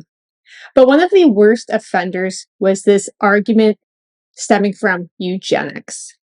Around this time, there was a rise in the popularity of eugenics, this idea that one could improve the human population by encouraging reproduction of the fit and discouraging and excluding those deemed mentally inferior, those who belong to what some believe were intellectually lesser groups. The eugenicists were often proponents of immigration restriction, no surprise there. And they saw immigrants as the wretched refuse of society. Believe it or not, again, it was the Southern Italians who took the brunt of this mindset. There is a really interesting journal article from the journal The Scientific American from 1922, and I'll be pulling so much from this primary source, so I'll link to that below so you can check it out yourself. One of the things that the article said was, quote, the results of children's testing showed that Italians maintain their, quote, position at the foot of the four races, and that language cannot account for the low scores of the Italians. The fact remains that Italians were found to be very inferior to the other races, unquote, are decidedly inferior to the Americans, unquote. Now, this article, which we'll pull some more from, was actually written 2 years before the restriction on Italian immigration in 1924. Coincidence? I don't think so. In the book, The Mismeasure of Man, scientist Stephen Jay Gould explores the history of this anti-immigrant sentiment, and it's linked to these early IQ tests. These tests were used at the time to establish a statistical argument that Anglo-Saxons were intellectually superior to many immigrants. However, Gould revealed that these tests were deeply flawed and culturally biased. They measured knowledge and experience that was specific to long-term Americans, people who have been here in the country and would recognize the prompts and the idioms and the usages, would score higher on these tests. And they did way better than these brand new immigrants to America who were clearly at a disadvantage during these tests. But the test results showed what the people wanted them to show, which was that immigrants are bringing our country down. This is a quote. The deluge of this country, of the weaker stocks of Europe, will ultimately affect the average intelligence of the population of the country. It is commented everywhere that the better stocks are losing ground compared with the poorer in matter of offspring. So that is to say that the Americans who are already here are having less children than the newly minted Americans. The American immigrants are having more children than these first groups. The more intelligent classes are practicing, in one way or another, the conscious control of the number of their children. The result of this must mean a shifting in the average intelligence of the population toward that of the poorer stocks. Have we not been caught in the myth of the melting pot, and in sort of a pious wish that all was well and that nothing could happen to us, unquote? The year this article was written was 1922, and it was a time of great concern and apprehension. The world was grappling with the potential implications of this huge influx of immigrants, especially from Southern Europe at the time. And, back then there was this prevailing fear that these immigrants would somehow diminish the intellectual capabilities of the average American. Like this quote goes on to say. Now, the author of this piece posits that accumulating evidence from studies on general intelligence of certain immigrant groups, along with research on the inheritance of mental traits, compels the reader in 1922 to carefully contemplate the potential consequences of this shifting landscape of immigration. That is to say, you guys better limit immigration before our country is ruined. That's that intention behind this article. Measuring intelligence has ignited a lot of speculation and debate throughout history. This is not something that we have all come to an agreement on, even now, on how to measure. And it's fascinating to delve into these historical perspectives, but we need to approach them with a critical eye and a dose of skepticism. And the author even goes as far as to say, these lower scores are not because of a language gap, and here's how we made sure of that. Well, it's not just a language gap. If you're brand new to a country, if your parents are brand new to a country, you're not going to have the same schema that a kid whose, ancestors came before the American Revolution are going to have. Now, despite all the biases that we can come up with to show how these tests weren't really indicative of an individual's intelligence level, they were effectively used by advocates of immigration restriction. And in 1920 and 1921, Congress actually passed laws that made it significantly harder for immigrants to enter the United States unless they hailed from Nordic countries such as England, Holland, North Germany, Denmark, or the Scandinavian countries. The Scientific Monthly article actually calls out the superiority of these races on page 22 of this article. Quote, in general, the superiority of the Nordic stocks over the others is evident in this table. Now, to substantiate the argument for limiting immigration from Southern Europe in particular, Kimball Young, in an effort to convince readers, presents a series of tests that consistently place Southern Europeans, Southern Italians, at a disadvantage. The author argues that the accumulation of evidence suggests that the continuous influx of immigrants from these, quote, weaker European stocks will ultimately impact the average intelligence of the population.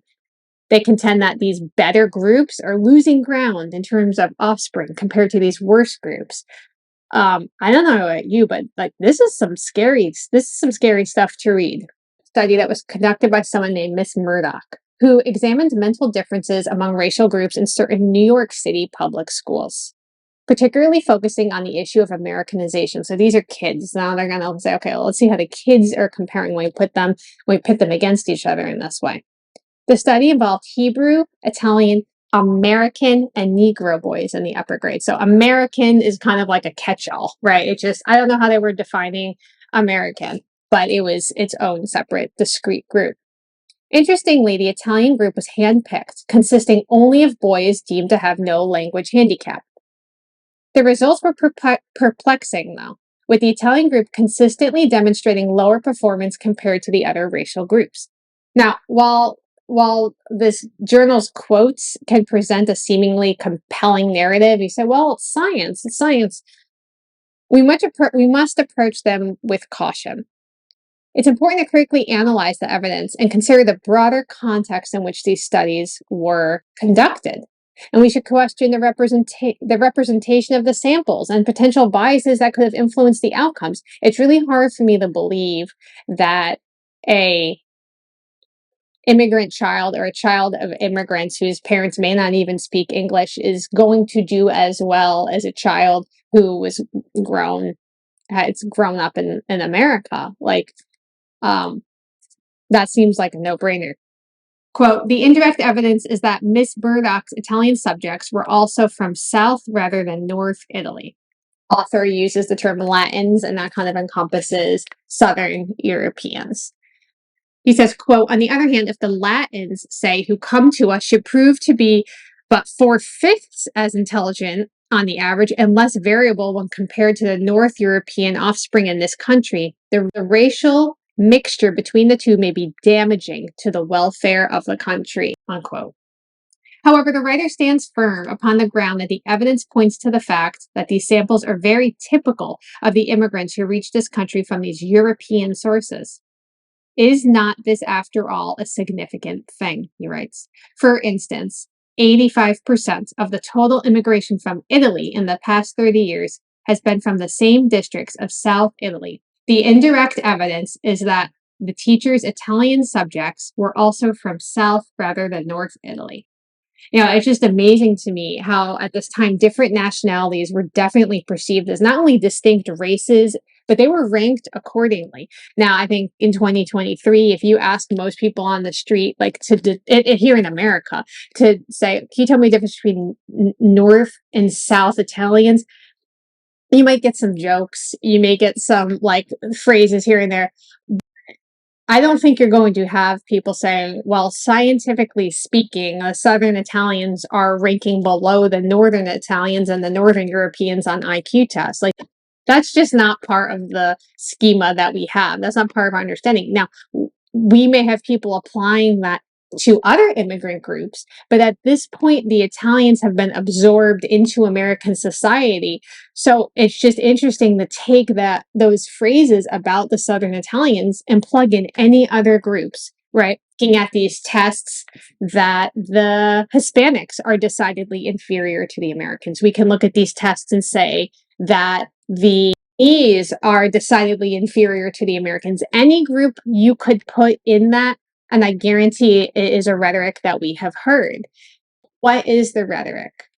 Americans are not a race. Americans are not an ethnicity. Americans are a nationality.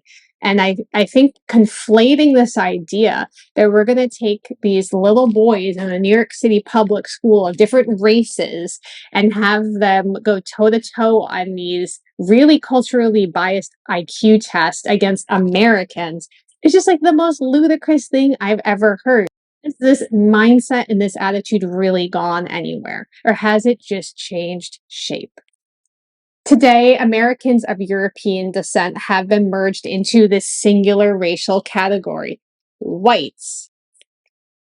Yet it is crucial for those of us who now belong to this club to remember that we were once considered outsiders. We were deemed part of this lesser race because of our originating heritage. These historical figures invite us to ponder the dynamic of nature and societal perceptions of each other and challenge these preconceived notions of these intellectual abilities based on race and just these ideas of separating people into these little groups. It's just absolutely fascinating to me. Now, these restrictive laws that came in the wake of these IQ tests and this culture, this national conversation actually had a profound impact on these ethnic communities in American cities.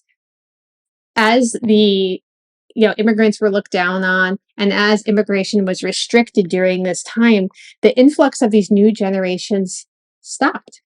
And over time, these once vibrant enclaves began to be diluted and kind of lose their ethnic identities. Now, while vestiges of cultural heritage may have remained in maybe food habits and church practices, a lot of Italians are Catholic still. The subsequent generations identify more strongly as Americans than with their ancestral roots. The story of the anti-immigrant sentiment in America is a complex one. Gould's work serves as a reminder that scientific studies, like any human endeavor, are subject to the influence of culture and personal biases. It challenges us to question these assumptions and stereotypes that may shape our understanding of intelligence and human potential of our neighbors, and how our perception of the other has changed over time and is still changing. White European type folks, they mocked our skin color, actually. I don't know if I can handle hearing. I feel really sad hearing Well, it. they did. Things I don't think you'd want to repeat. Well, I mean, your dark skin was a trigger for them. Yeah. That's all I can say. So it was, I remember that always stuck in my mind. Okay, so I'm here with my dad. My dad's here from New York, and this is the first time that we have ever done this to talk about your family. Yeah, this is true. Okay, so, Well, my name is Dominic. Yeah, and Yes. You're from? I'm from upstate New York. Upstate New York. So we have talked about the Italian American experience on the channel. I have been doing it. I've been delving into it. Can you tell me, as a little boy, what you were raised as? Like, what were you told your heritage was? What were you told? Right. Or did you not have those conversations? Or like, what was that like in your Those house? conversations were pretty prevalent in our family because they were immigrants, and that immigrant experience was pretty fresh by the time I understood it at 5 or 6 years old. So I think my grandfather was the first immigrant. My paternal grandfather that I was aware of had come to it, from Italy. So those conversations happened at family events. I was told, like I think most people are, that at some measure of time, their family gives them a little bit of information that we were from southern Italy. Naples in particular, Durizzano, which is a small town outside of Naples with a lot of southern Italy heritage. So one time we were painting my sister's room. We were talking about this, and you said that you were told before that you were Sicilian, but I never heard about it again. And I don't remember hearing that as a kid. What is the difference to you for that? And like, who told you that and where did that come from? Like, My father, his Italian heritage was strong in our family because he did speak Italian, and it was a rich Italian heritage. And so I think most people learn maybe one or two generations worth of history from their immediate family. It kind of stops there and you never question it, which is sort of unique. You challenged your curiosity to go deeper than that. we're going deep right now. I did not necessarily challenge anything. I mean, they could have told me I was German and I would have thought I was German. I mean, but Nobody else would have thought that. no, though. perhaps not. At some point, it might have been a giveaway, but that's how I learned from my dad. We knew we were not Northern Italians. There always seemed to be some kind of like, they can't be Italians. They have blonde hair and blue eyes, but there are Northern Italians that are very fair skinned. So the Sicilian thing was just kind of like, it's just all kind of in there. Yeah, it was kind of a mixture of just the Southern boot. That's what we heard a lot about. Yeah, I remember the boot. We'll mostly talk, I think, about your dad, my grandpa Dom, that he were named for. So his parents were immigrants and they spoke Italian. Right. And then obviously he spoke Italian. They did. They died when you were young. Yeah, well, I never met my paternal grandmother, but I did know my paternal grandfather. He passed away when I was maybe 6, something of that. And you knew him as Frank, but his real name was, I said the name wrong and people corrected me. I did it like a Spanish pronunciation, but it's like, they said it's Francesco. Yeah, Francesco. Well, the reason I knew him as well as I did is my father was very devoted to him. And as the youngest of 9, my dad was the youngest of 9.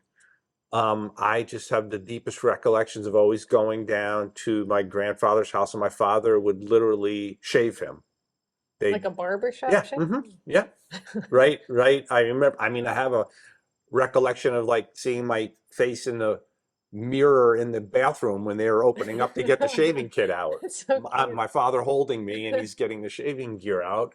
And I would watch him shave my grandfather. Your dad, my grandfather, I remember he would write to family in Italy. He'd write letters in Italian. Did you ever wonder, like, why are we not learning Italian? Or was it not really a thing that you just, when you're a kid, you don't think about it? No, I didn't think, I mean, I regret it.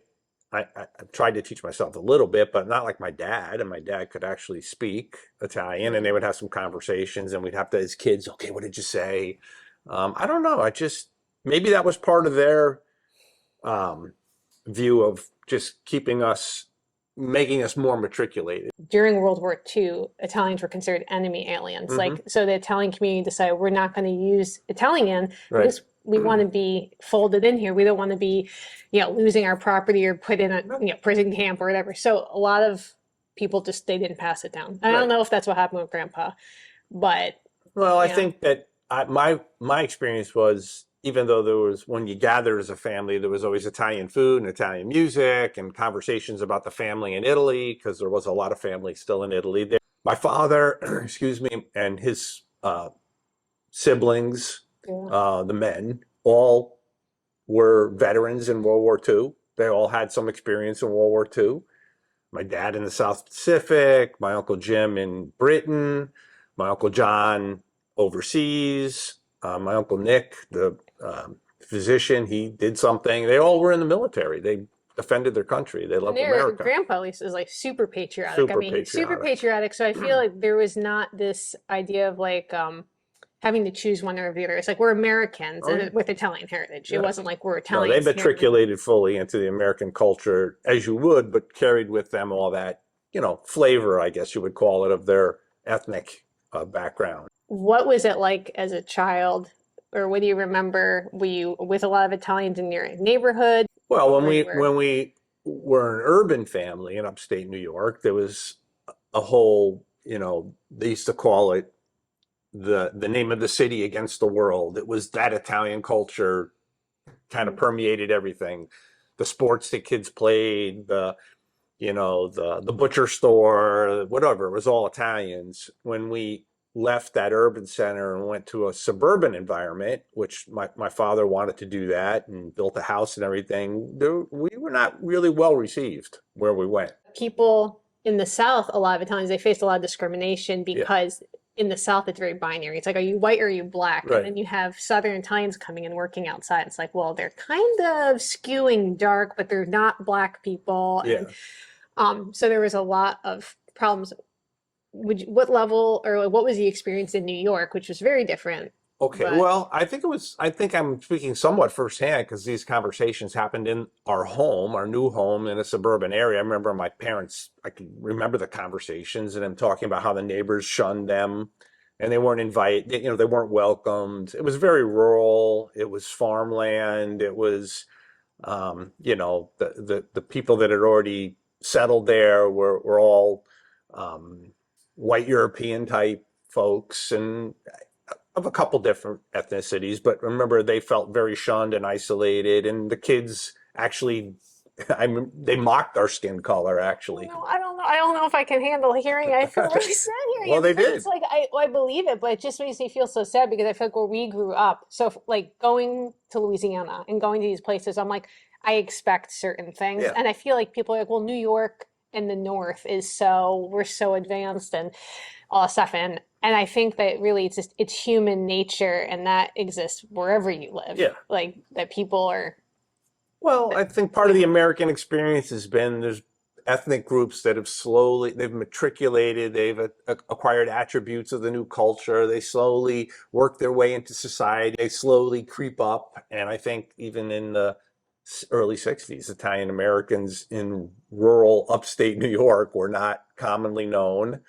And it seemed like a foreign culture to people and they were shunned for a while. So you were a little kid. Were these neighbors saying like Yeah. what would they say to you? Yeah, well, the kids they would say things I don't think you'd want to repeat. I mean, your dark skin was a trigger for them. Yeah. That's all I can say. Yeah. I mean, what in their minds, how they computed that to be whatever ethnic group you were, somehow dark skin or darker skin was an attribute that they didn't welcome. It wasn't earned your keep, I guess, by proving yourself in the sports among kids. I mean, Yeah, the right. parents, I think it was just slow, just a learning process for people to see you weren't so foreign, that you actually celebrated July 4th. You know, Right. it wasn't just a bunch of Italians, you know, having their music on a Saturday night after a big family meal. Oh, it's just interesting because I feel like people, Italians now, and I've said this on a channel, they're such an important part of being like the American subtext. It's like they're so beloved. I feel like people just they love Italians. Italian food is such a huge part of American food Yeah. now, but it wasn't that long No. ago. You're talking the 60s. Yeah, 60s, early It's like- 60s.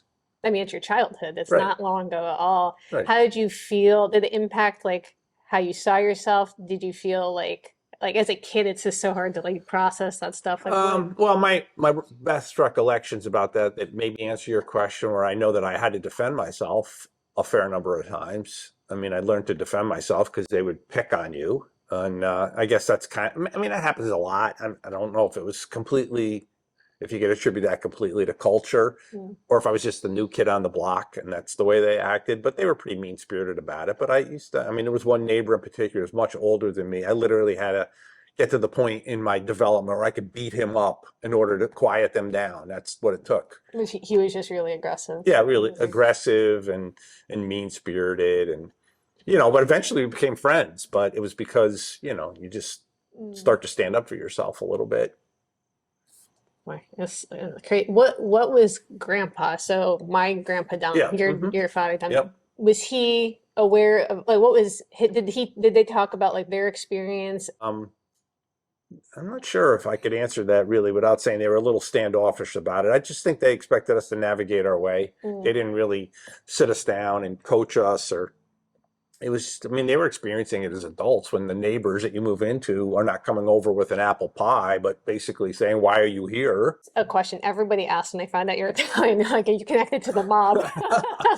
Okay. And I found out I have another video that's coming out that it's actually not called the mob. That's not what they call themselves, but I'll save it for the next video. Cosa Nostra? Yeah, La Cosa Nostra, our thing.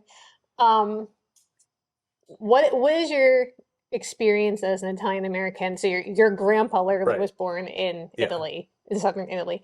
Was that a conversation that came up? Is Yes. that a thing that's connected? Is this something that people just is a stereotype, or is it a Right. real connection? And what was your family Well, story? I think, well, I know my father specifically did talk to us about that. He did? He did. Are you kidding me? No, I he didn't know did because that. What? we would ask him because in the, you know, Hollywood or news or whatever, the whole thing about the mafia was always somehow in some kind of news. And we would ask him, you know, well, what's our connection to this? Were you ever asked? And he said he wasn't, but that his father, when he arrived in America, that the La Cosa Nostra and that community approached him because they felt, I mean, I guess that was their, for want of a better word, their club. And he was approached, but he wouldn't do it. Are you serious? Right? He said he wouldn't do it. And That is the craziest thing I have ever heard. I literally, because I hear the stuff about the bomb, I'm like, this is overblown. It's not really, people aren't connected. But he was an immigrant from southern Italy, and it was a southern Italian Sicilian yeah, thing. right. But How they do were you- escaping that too. I mean, part of the reason to leave was they were escaping these patterns and routines and the habitual things that their society accepted, and they were coming to America. And he apparently was strong enough in willpower and in his view of what was right for his family. He wouldn't do it. That's That's what my amazing. father told me. That's incredible. Well, so I love your grandpa, his story, because he came over here and he became a self-made man. Yeah, he was. He was a tailor. So tell me, what did he do when he came over? Well, I think originally in Italy, this is what I was told. He had started on a track to become a lawyer, Oh, really? right? That's- And that's I don't know crazy. where that fizzled out Mm. or shifted gears, but he ended up becoming a tailor that was like well respected and sought after, and that was a great skill actually back then. So that's how he made a living. He was a tailor of suits and all that stuff, and that's how he earned his living. Maybe that's why they wanted to dress well, so they wanted a tailor in their in their group. cadre, their little group. But he wouldn't do it, and that's what he did his whole life. Mm. And so he supported 9 children, and they all went to college, and they either became teachers or doctors. A lot of teachers and doctors. And musicians. And musicians. Yeah, that was a skill I don't have, but they had it. You have it. It's like, were there certain things that when you're looking back as a kid, them showing you this is how we do things as Italians, or was it much more like we're in America now, we're just doing No, our thing I here? think the family meal, which is probably true for a lot of cultures, I think somehow that those arrangements with large families, the meals were always big. There was always something happening on a weekend at somebody's house. One of my aunts, one of my uncles, a huge spread. Everybody would show up. The mandolins would come out. The guitars would come out. They'd sing their songs. That was my experience. That's how we learned, about what it meant to be an Italian family. It was kind of organic in that sense, but that was a very strong component. People, they love to get together. They, even though they're always infighting. I mean, it's the nature of families. There was always something that ruffled somebody's feathers. Put up like a little survey if people want to ask questions, but I didn't give a very big window, so I don't have a ton. And some of them you already answered, but I'll still ask them. So as people had asked questions, did people consider you white? Did he get white privilege growing up? The opposite. I do not like the phrase white privilege for a lot of reasons, because I think now people would say, well, if you're Italian, you're white for sure. Right. Like that is the thing. But your personal experience as a child, it's like, well, I think if you have X, Y, and Z happening, I think it doesn't matter how you see yourself. It matters how are people responding to you as a person, and that's your difference. If by white privilege there's some kind of like access card into relationships where there wasn't some need to prove yourself, that wasn't true. I mean, we had to prove ourselves because we were shunned a little bit. I mean, again, I don't want to equate it to some other groups that have much harsher treatment, which is just a fact. But they did not, a dark-skinned person to them when they had a different skin color, that was not where they were coming from. So there was I don't think there was any like, yo, you're accepted. Yeah. Right? Everybody seen The Godfather. He thinks that's how it all works. I mean, that's the extent of their, objection about Italians. I think it's almost like a novelty to them at this point. Yeah.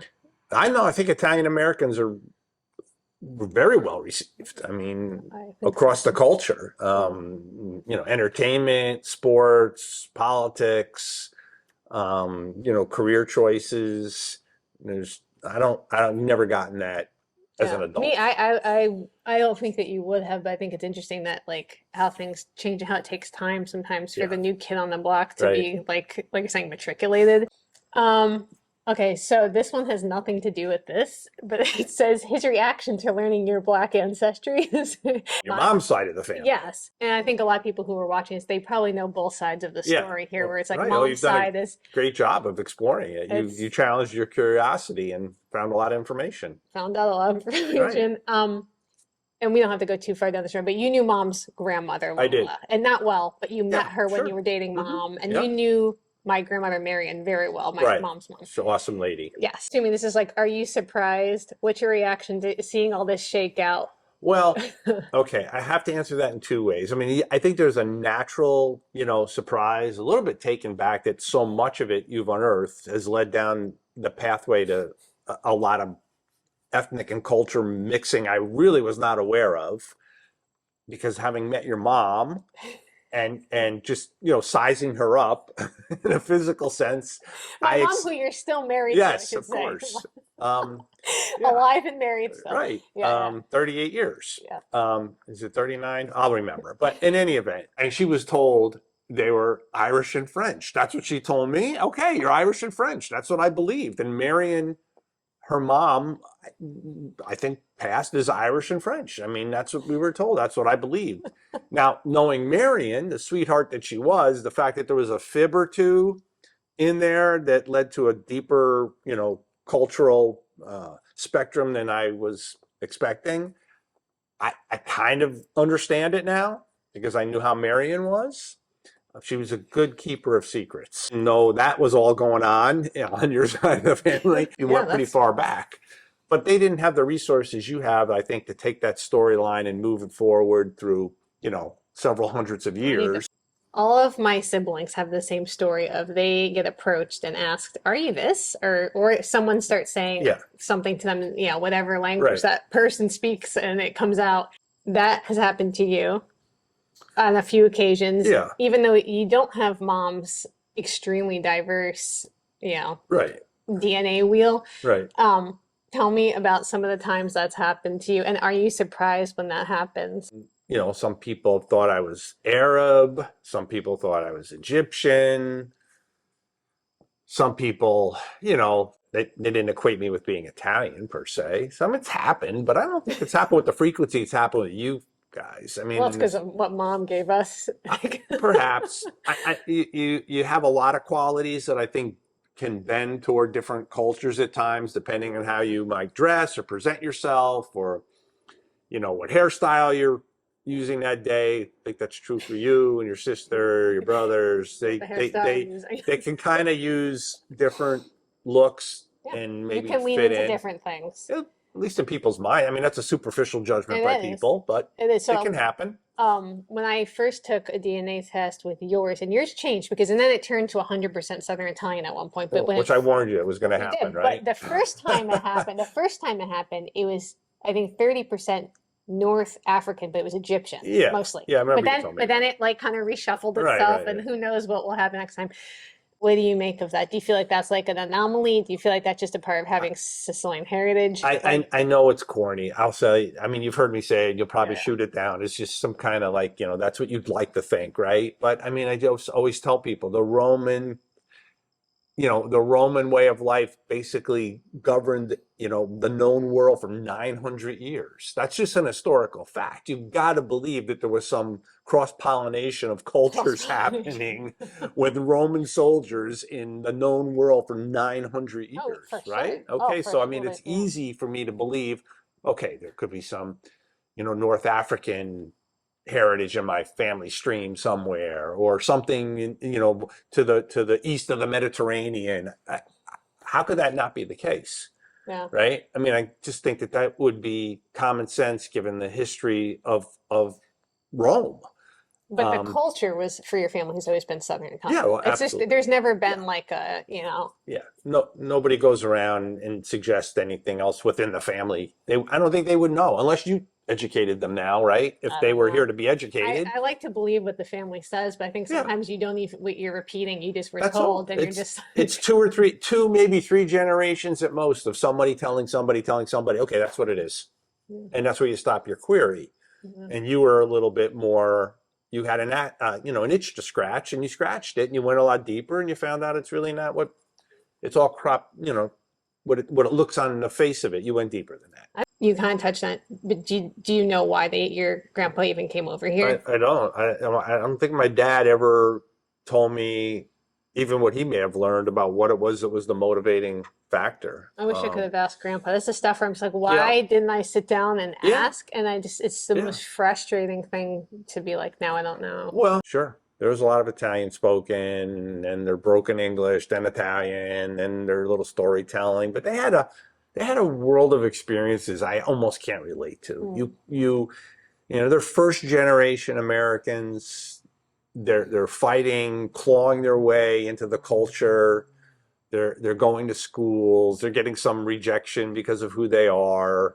They're still in an enclave in their urban community, you know, where they feel like it's them against the world.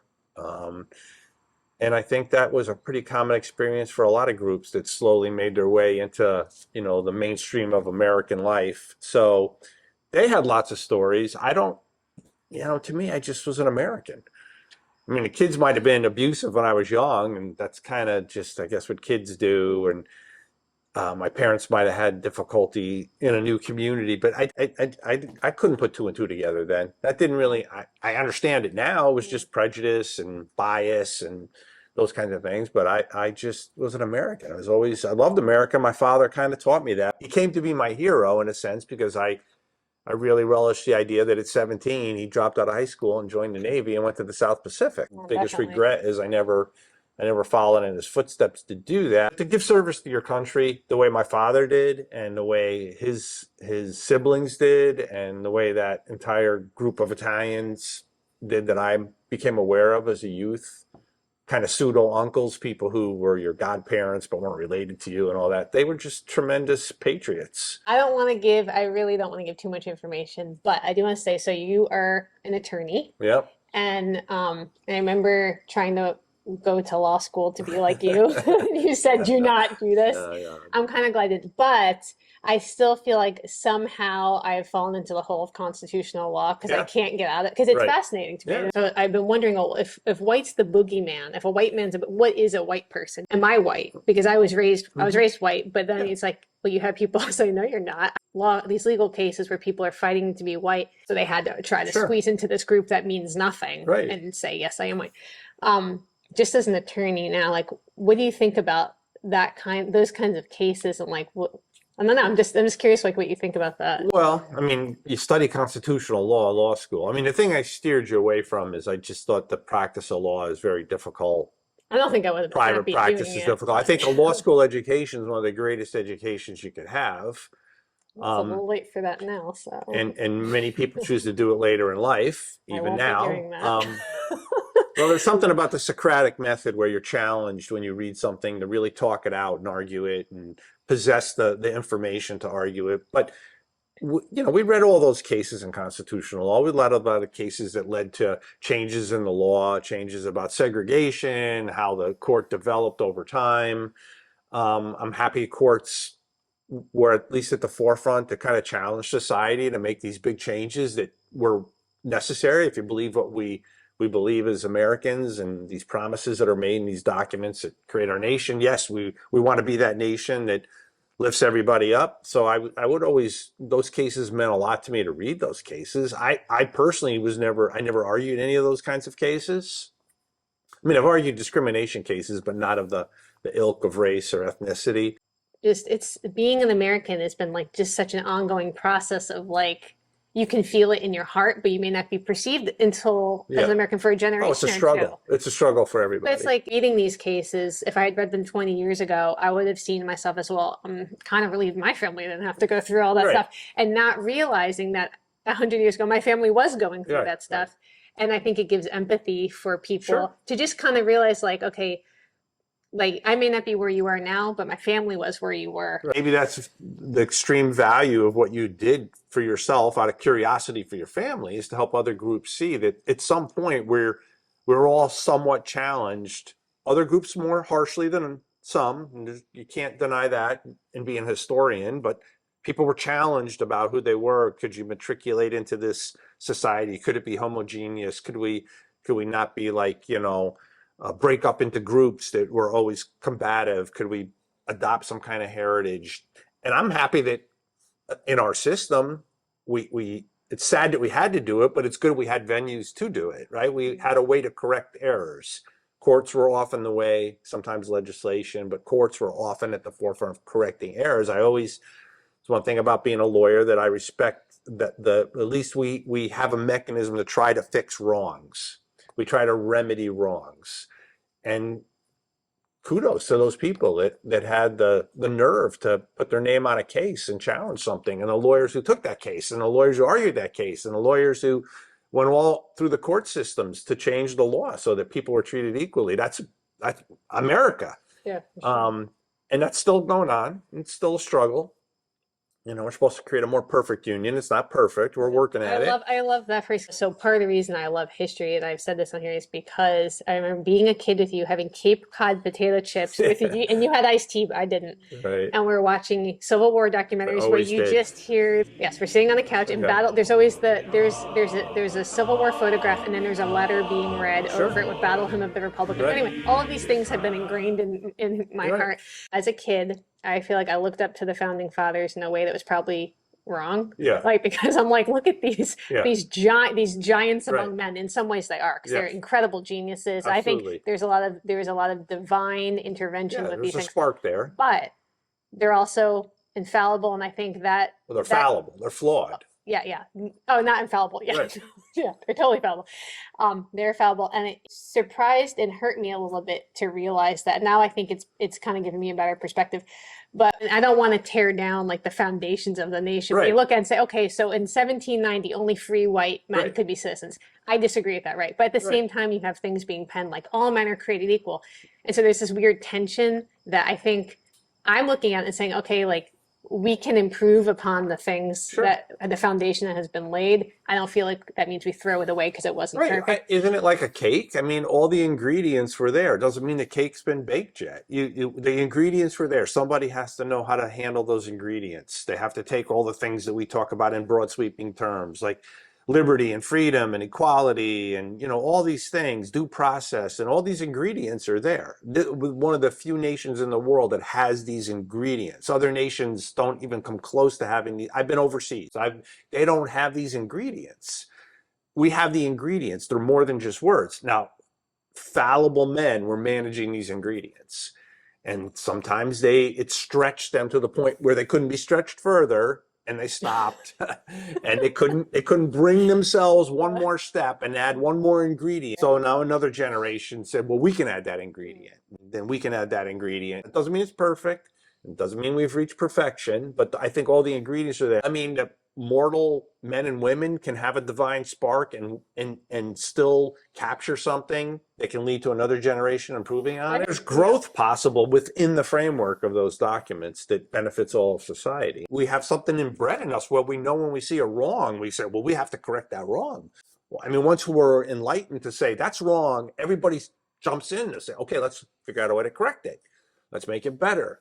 And it's, that's what's great about America. That's why my father went into the South Pacific at 17 years old. That's why even ethnic groups that were belittled and discriminated went into war. They understood, okay, it'll get better, right? We'll make it better. We'll prove we can be part of making it better. And they made it better. So, I mean, what you're doing is awesome to explain to people you're deeper than, what you were told about 2 generations worth. And there's just a relationship we have that's deeper than what we've been told. I think it's probably true for a lot of people. I think a lot of people think they have like a boring family story. It's like there's agree. No way that you could. There's just no way, no matter whether your family started here in the Americas or your family came here or was brought here. Like they went through a lot of things, whatever it was that Whatever you've tapped into, and it seems like you've tapped into a lot, I think it's that people could do the same thing you did, and they're probably going to find, wow, I didn't know all this culture was the background of my heritage here and who I am. So I'm sure they could all do it. You did it. And I think that's true. And they if they want to, just be left with the 2 or 3 generations of storytelling, they'll be left probably with an untold story. Columbus Day really had nothing to do with Columbus, and it had everything to do with the 11 lynched Italians. I'm surprised that for so long the true history of why we have Columbus Day in America has been omitted from the history books and from the discussion. The true story of Columbus Day has almost nothing to do with Christopher Columbus. In fact, it's not the Columbus Day we learned about in school. The origins of Columbus Day have to do with the largest mob lynching in United States history that took place in Louisiana in 1891. My name is Danielle Romero, and I'm so glad you're here with me today on my channel, where I dig into hidden history and American identity and what the process looks like of becoming an American for so many different groups. Our story starts not with Columbus setting sail, but in New Orleans, Louisiana, 1891. Picture this: 11 Italians and Italian Americans have just been pulled out of prison after being acquitted of a murder and lynched publicly anyway. Their lives snuffed out by a mob of vigilante justice, and this shock reverberates throughout the Italian American community, all the way to the old country. Well, why did this happen? Well, I did a whole video talking about this history that I'll link to at the end. But unfortunately, the answer to why was a dark reflection of the times. These men were killed simply because they were Italian. They were considered at the time racially inferior to Southern whites, and they were ostracized and marginalized. And this isn't a pleasant chapter of American history, but it's crucial to remember this. President Benjamin Harrison, who was the president of the United States at the time, spots an opportunity amidst this crisis. Italy is upset about what's going on. Some of the men who were hanged were still Italian nationals, so now this becomes an event that's much larger than just the United States South. And in a bid to ease tensions and maybe change the narrative for Italian Americans, President Harrison officially proclaims a Columbus Day celebration in 1892. But this isn't something that he plans on doing every year. It ends up turning into kind of a week-long celebration. It's not just a holiday, though. This is a political act. This is an attempt to prevent a conflict with Italy and kind of smooth over what happened. And so in 1892, this is the first time we have a Columbus Day celebration in New York City. It's a week-long event. It's kind of a big deal for the Italian Americans at this time because they're now being suddenly folded into this greater narrative of white America. And so a holiday is born out of political necessity. It ends up becoming a yearly holiday, but not till 1937 when President Franklin D. Roosevelt kind of put that into action. So when we're talking about celebrating Columbus Day, sometimes, people will Google, like, what are the origins of Columbus Day? And Google will tell them, well, it became a federal holiday in 1937, and completely omits the bloody, messy, violent history and reason why it was even put on the calendar in the first place. So fast forward to present, and now Columbus Day is not just an Italian-American story. It has become a battleground for another marginalized community, the indigenous peoples of North America. And movements arise advocating for the replacement of Columbus Day with Indigenous Peoples Day, and a lot of places have kind of made that switch. But it's not a simple name swap, because I think we do need to acknowledge that history has many narrators. And for too long, one story will drown out another, and then it switches, and we're somehow not able to hear concurrent histories at the same time. This might feel like a punch in the gut for the Italian American community, who feel like this erases a part of their history and their story, even though it's not very well known to many others why they have a Columbus Day in the first place. You know, this is a part of their identity. Becoming Americans was this holiday, not so much because it's Columbus, but because of why they got it. You know, this is a messy, emotional debate that doesn't have a clear-cut answer, but I think even to get into the debate, we need to have all of the facts of this history, and I really am surprised that for so long the true history of why we have Columbus Day in America has been omitted from the history books and from the discussion. The very creation of Columbus Day was a political act, and it was an attempt to help pretend that there was an integration of Italians in the American community. You know, so what do we do with Columbus Day? Well, this isn't a multiple choice question with only one circle that you fill in. I think this is an open invitation to explore some of the multifaceted stories that define us as Americans. And in conversations about Columbus Day and Indigenous Peoples Day, because I think that Indigenous Peoples Day, there's a lot of merit. There's a lot of merit behind that movement. But I think it's easy to jump to conclusions, to polarize this debate. It's a stark contrast between these two holidays and these two identities. And the intention for me, at least, is not to argue that Columbus Day should stay as it is without question. And for them, Columbus Day wasn't a celebration necessarily of Columbus, but an affirmation of their place in America during a time when they were heavily discriminated against. And I have lots of other videos on my channel where I have shared many other lynchings of Southern Italians and Italian immigrants here in the United States during the 18 and 1900s. This was not an isolated issue. I don't think there's a clear-cut argument here for either like preserving Columbus Day in some shape or form or replacing it. But I think before we take the axe to Columbus Day, we do need to understand that's full historical weight for all of the communities involved. I think in advocating for one community, I don't think that means we erase the experiences of another community. And I think if there's anything in America's diverse tapestry that we can learn from is that our histories are they're intertwined in so many ways and in complicated ways. And to start unraveling one thread without understanding its connection to the whole picture, it risks weakening the whole fabric when we pull on it. And so, you know, I know that this is an emotionally charged topic, and it comes up every year. Maybe the name gets changed. And, you know, removing Columbus Day off the calendar, it's not a referendum just on Christopher Columbus and how we may feel about him now, but it's important to understand why that holiday actually came about in the first place. How come we know so little about ourselves? Americans, I think there's a resurgence of trying to connect to our roots, and we're trying to understand what does that mean. And I think we're maybe talking to you, it's making me realize how American I really am. That it was a necessity, Americanize as quickly as possible. Become racist, damn Italians, in order to be more white. In order to embrace the American culture, you need also to forget a little bit where you're from. A lot of people will be interested, as I am, to talk to an Italian as an Italian American. In general, Italians don't care about Italian Americans.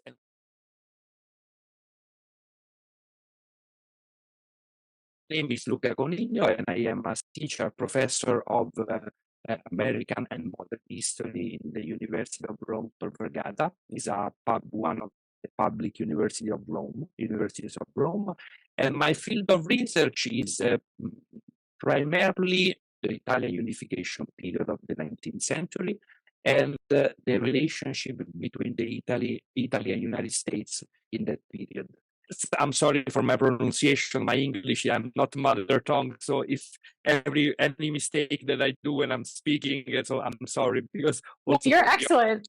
Audience, I'm sorry, I'll do my best. In general, I have always loved the topic of migrations in general, especially I think Italians gave a lot to world migrations because they're everywhere. And in the United States, they are such a relevant part of society that this has always fascinated me a lot. Like this is one of the, I am so passionate about this topic. I'm always curious about Italian American culture. I read a lot of things, see a lot of things, because it's something that is really, really interesting for me. the different branches of my family immigrated to Americas. Really? And I have people who immigrate to Argentina, which is a typical route of immigration for Italians. I also have people in New Jersey that unfortunately I was not able to track because last name is one of the most common last name both in Italy and in the US, which is De Luca. Before dying, my grandfather, who I was very, very close to, it was from Abruzzo region in Central East Italy. He told me many things about these people who left for New Jersey. He told me that now they're wealthy, that they have like a chain of hotels, but I was not able, unfortunately, to track them. But I have a lot of people who emigrated, like most of the Italian families. Okay, so that's a common story then for Italians. They common. That's interesting. And how is it?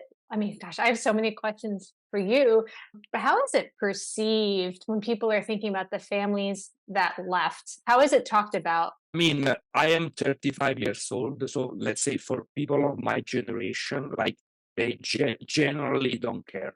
I think a lot of people will be interested, as I am, to talk to an Italian as an Italian American. Really, I'm just an American, right, with Italian ancestry. What is something that surprises Italians about Italian Americans, or something that has surprised you? And feel free to be as controversial as you want, because I'm sure it goes both ways, where we have stereotypes about how the other side, what their life is like. I don't know where to start. Italians don't care and don't have a lot of ideas or connections with Italian Americans. Just an example, one of the most popular American TV series of all time, The Sopranos, which of course, for my personal interest, I watched like 3 times. In Italy, no one knows this series. No one knows who James Gandolfini was. No one, because in general, Italians don't care about Italian Americans. And when they do see them, again, I'm stereotyping a little bit. Yes. Every person is different, of course, but in general, when Italians see Italian Americans, they see like a funnier version of them. Let's say it's like a caricature. Yeah. They say, and they also see some habits and costumes of their grandfathers. The culture they grew up was the culture of Italy of the 20s, the 30s. So, of course, they see some common ground, but I think it's limited. That's interesting. So, like, the touch point is a generation or two back, because that was the time. Because, like, my family left, I think, in 1903. They came over here, and that's more than 100 years ago.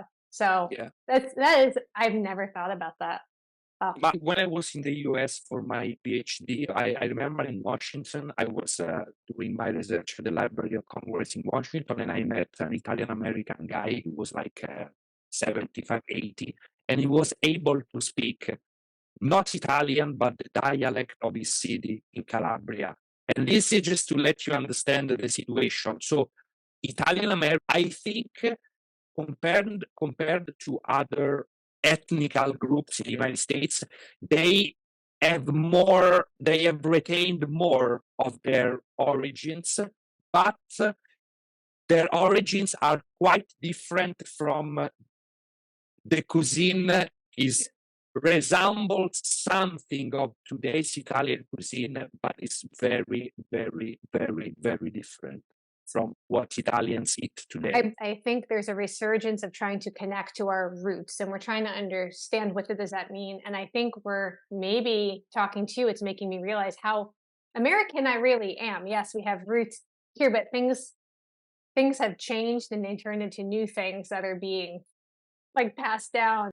Two aspects that grabbed my attention: the incredible journey of Italian Americans, journey to become Americans, like where they started very rough times. I read many things about Italian Americans being in many, many positions of powers that we don't even have to mention: judge of the Supreme Courts, Not necessarily probably now the most popular judge of the Supreme, but there is another topic that we don't want to. And other mayor of New York, governor of New York. Okay, now I'm not doing the most fantastic examples, but just No, it is though. I mean, to show up 100 years later, New York City is one of the most. I mean, Yeah. it's New York City, and Yeah. you're right. Like Mayor Giuliani, and even we have a presidential election that just started up here, and one of the people running for the Republican Party, DeSantis, his family is Italian. I don't think we've ever had an Italian American president, not yet, but we haven't been here that long. Either. Yeah, but it might happen, which was something unthinkable 100 years ago. And also, I read about that economically, Italian Americans in general, they do well than English American, German. So their journey was incredible, and this really grabbed my attention.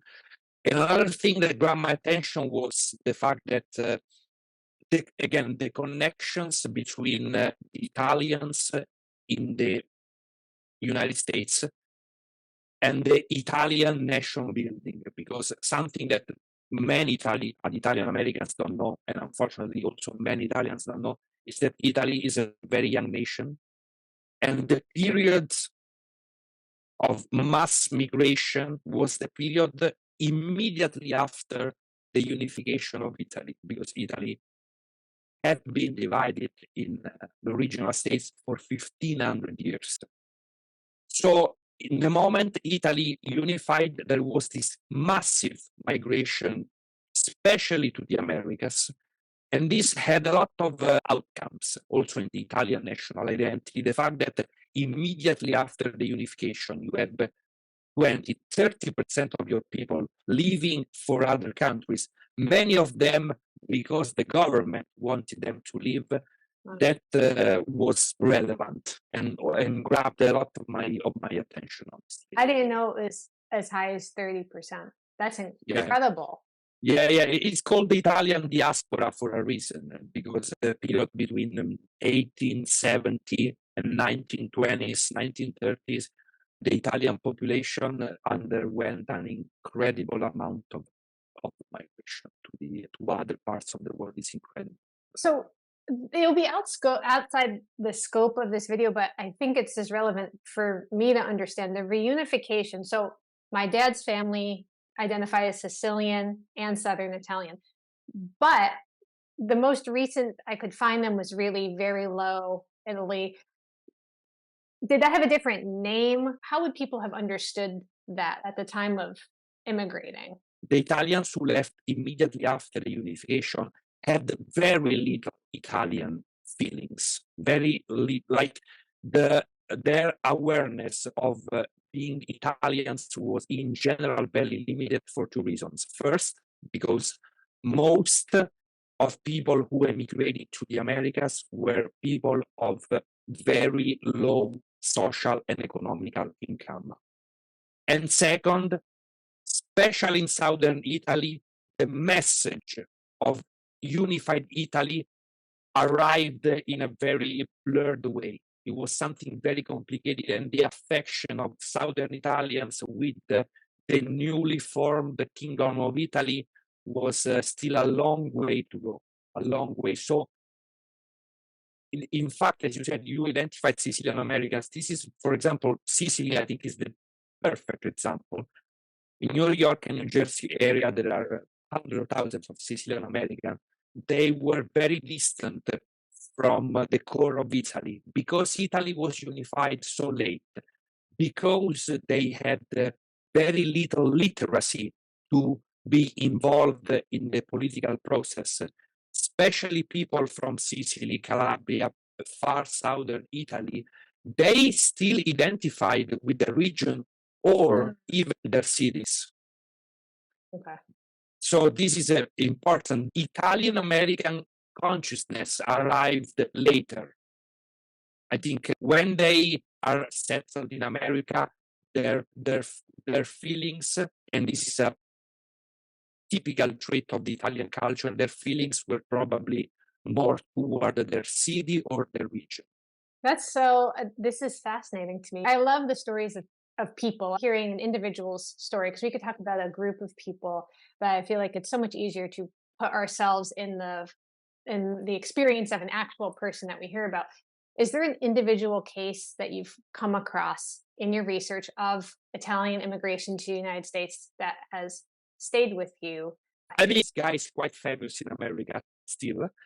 Is the story of one of the founders of Bank of America, Pietro Giannini. Maybe some in your audience might know that one of the biggest banks in America, Bank of America, was actually founded by an Italian, co-founded by an Italian American of first generation. This guy was born in California, in San Francisco, by a sailor from Liguria, from the city of Genoa in northwest of Italy. And so it was a first generation Italian American. We're talking that he was born around 1870. And Pietro Giannini, basically, he started with an incredibly innovative idea, borrow money exclusively to poor Italian Americans, because at the time, the problem was that Italian Americans hardly had access to credit, because at the time, banks only borrowed money to already affluent people. And he completely revolutionized this concept, and he founded this bank known as Bank of Italy. He merged the Bank of Italy with a bank by a, let's say, English American, traditional Anglo-American guy, and they called them Bank of America, which is the Bank of America that we still know. I've never heard of this person. We Italians, especially Italian Americans, should be very aware of the incredible achievement of their people. For example, I was shocked, absolutely shocked, and this is probably my favorite Italian Americans of all time. I was shocked that only in 2002, the Congress of the United States passed a bill that recognized that the telephone was not invented by Alexander Graham Bell, but was invented by Antonio Meucci, who was born in Florence, but emigrated very early in the United States. And because he was very poor, because he was very sick, because his life was full of trouble, he did not have the money to renew the patent of his invention. And the patent was bought by Alexander Graham Bell, whose contribution to the invention of the telephone was zero. Most of Americans still think, and you can confirm this, that Alexander... Right now, I'm learning right now. I did that. And you are an Italian American, and this is not your fault. It's just the system, of course. The telephone was invented by Antonio Meucci. When I also teach in school, and this is something that I never skip. Like, guys, to my students, you have to know that Antonio Meucci was the real inventor of the telephone. I know that there are many associations of Italian Americans who do a lot to, let's say, remember all the achievement of their compatriots, but there are still things that is incredible that Americans, and especially Italian Americans, don't know, because they did a lot for their country. How come we know so little about ourselves? I think there are two reasons. The first is that it was a necessity, and it was right for Italians, and this is something that I studied a lot. It was right for Italians to Americanize as quickly as possible. And many Italian Americans still feel this need, less than before, but they still feel, because I mean, I'm not Italian Americans, but let's say like Italian Americans, when Italians came to America, we have to realize that they were not Irish, they were not English, their culture was so different. Also, their physical aspect was it was much harder, the language completely different. It was much, much harder for them to Americanize compared to Irish or Scandinavians or Germans, because the distance in terms of culture between us and the, let's say, primordial, original Anglo-American culture is far, far bigger than compared to Irish, English, Germans, Scandinavians, etc., etc. You did a lot of videos about this topic, like are the Italians white when the Italians became American? I think it was a necessity. Sometimes it was a matter of surviving. So I understand. And the second, sorry, if you want to say. No, I'm listening. It is really beautiful to hear your view on it as an Italian. And I feel a little bit ashamed to know so little about it when you're over there studying. Why did we do what we did over here? And and a lot of us don't know. And the second point is that, in my opinion, the American culture might seem, from European perspective, sometimes it's seen as ridiculous, but I think it's wrong. One of the reasons why America is the most powerful, not only economical, but most importantly, geopolitical power in the world, is because their culture, your culture, in order to be American, you have to embrace certain values, which from a European perspective, and I think it's wrong. From a European perspective, sometimes seems ridiculous, this love for the flag, the national anthem, all this. So in order to embrace the American culture, you need also to forget a little bit where you're from, not completely, but you have to merge in this American patriotism, which is a necessary condition for America to be where they are. So I think these are the two major reasons why Italian Americans forgot a lot about the incredible achievements of their families, their communities in the construction in the building process of America, and also incredible achievements. That is a specifically Italian cultural heritage. What you said before, so you said, in New York, I think I've never found someone whose family was born north of Rome. Italian immigration had precise and specific patterns. Like what I'm telling you is that basically, if we imagine our mind the map of the Atlantic Ocean from Europe, from Italy to the American hemisphere, people from southern Italy almost exclude to US and Canada. Okay, people and by saying this, you might have the wrong impression that only people from southern Italy migrated, which is absolutely not the case. If you go to Argentina, even more if you go to Brazil, one example is Brazilian President Bolsonaro, 90%, including Jorge Bergoglio, the Pope, 90% of people who emigrated to Brazil and Argentina are from northern Italy. So the pattern is very, very specific and with very few exceptions. And these have the tremendous outcomes on so many things. The simplest part, food, pasta, and pizza, the most iconic food, the most iconic Italian American food, right?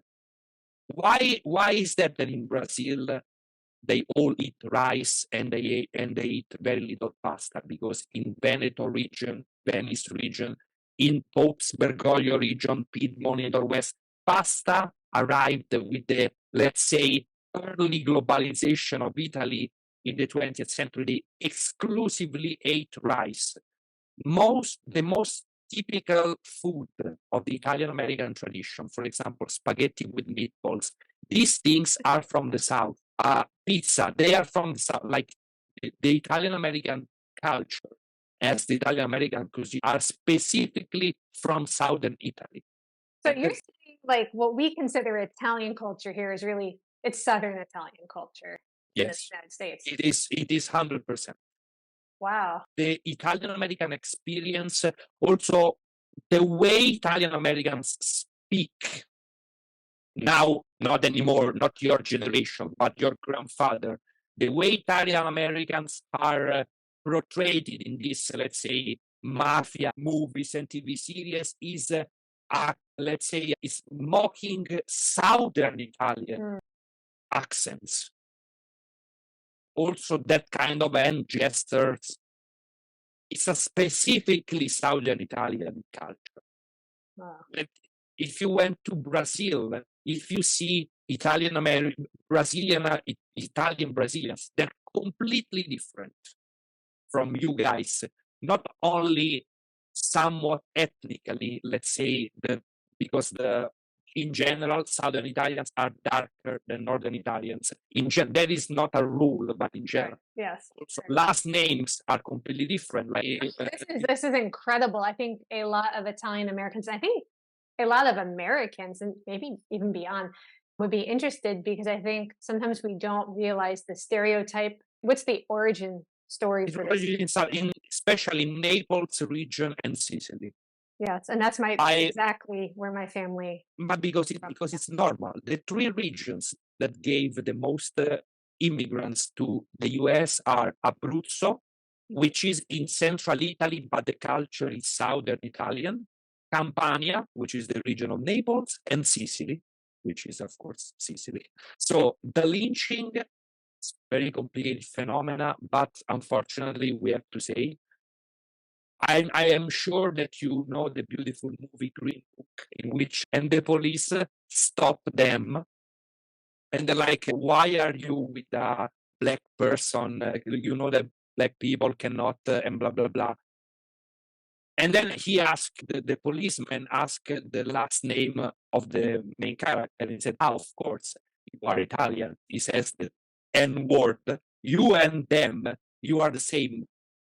So it is normal for you guys to get along, okay? That is the perfect paradigm of why there was lynching, in my opinion, because Southern Italians, they were generally darker, and they were perceived by the mainstream American ethnicity and American public opinion as non-Northern European whites. So I think this played an incredible, this is a topic that we could talk 7 days, but unfortunately, the ethnical reason was by far the biggest, and Italians had to fight a lot. Sometimes they had to use, I don't know the term in English, unfortunately, sometimes they had to become racist, them Italians, in order to be more white. Italian citizenship rules are completely different from the American ones and are based on this concept known as jus sanguinis, from Latin words, the law of the blood.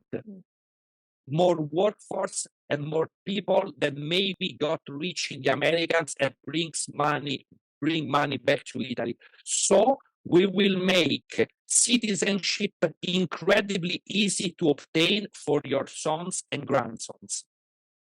And this is something you, Danielle, I don't know if you have ever thought about this, if you have ever researched about this. The Italian citizenship works like, if you are Daniel Romero, who has never been in Italy, maybe doesn't speak a word of Italian, I'm generalizing. Okay? No, you're correct so far, Okay. yeah. No, but not in general. But you can show with papers that your grandfathers were Italians. You go to the city of origin of your family, and you can obtain citizenship in the blink of an eye. Wow.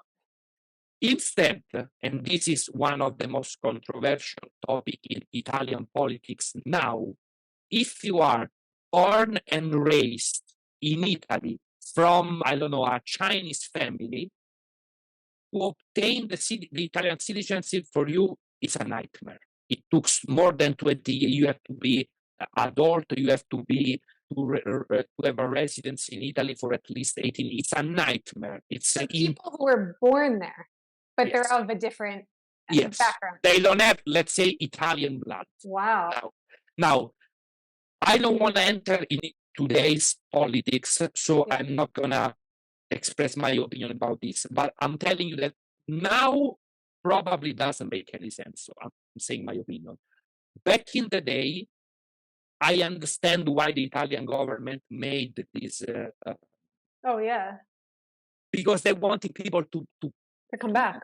to come back. So Yes. it was, but this, in my opinion, had to be changed a long time ago, in my humble opinion.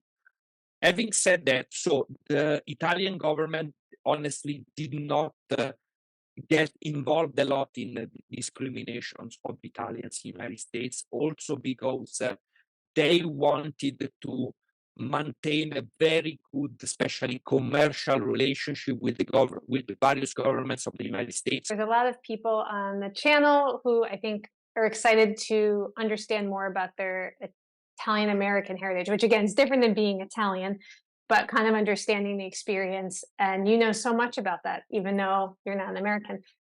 How would you recommend people like us to start understanding our history better or reconnecting, or like what would you suggest would be a good first step? Because a lot of us as Americans, we really don't know a lot, especially my generation. I'm 37.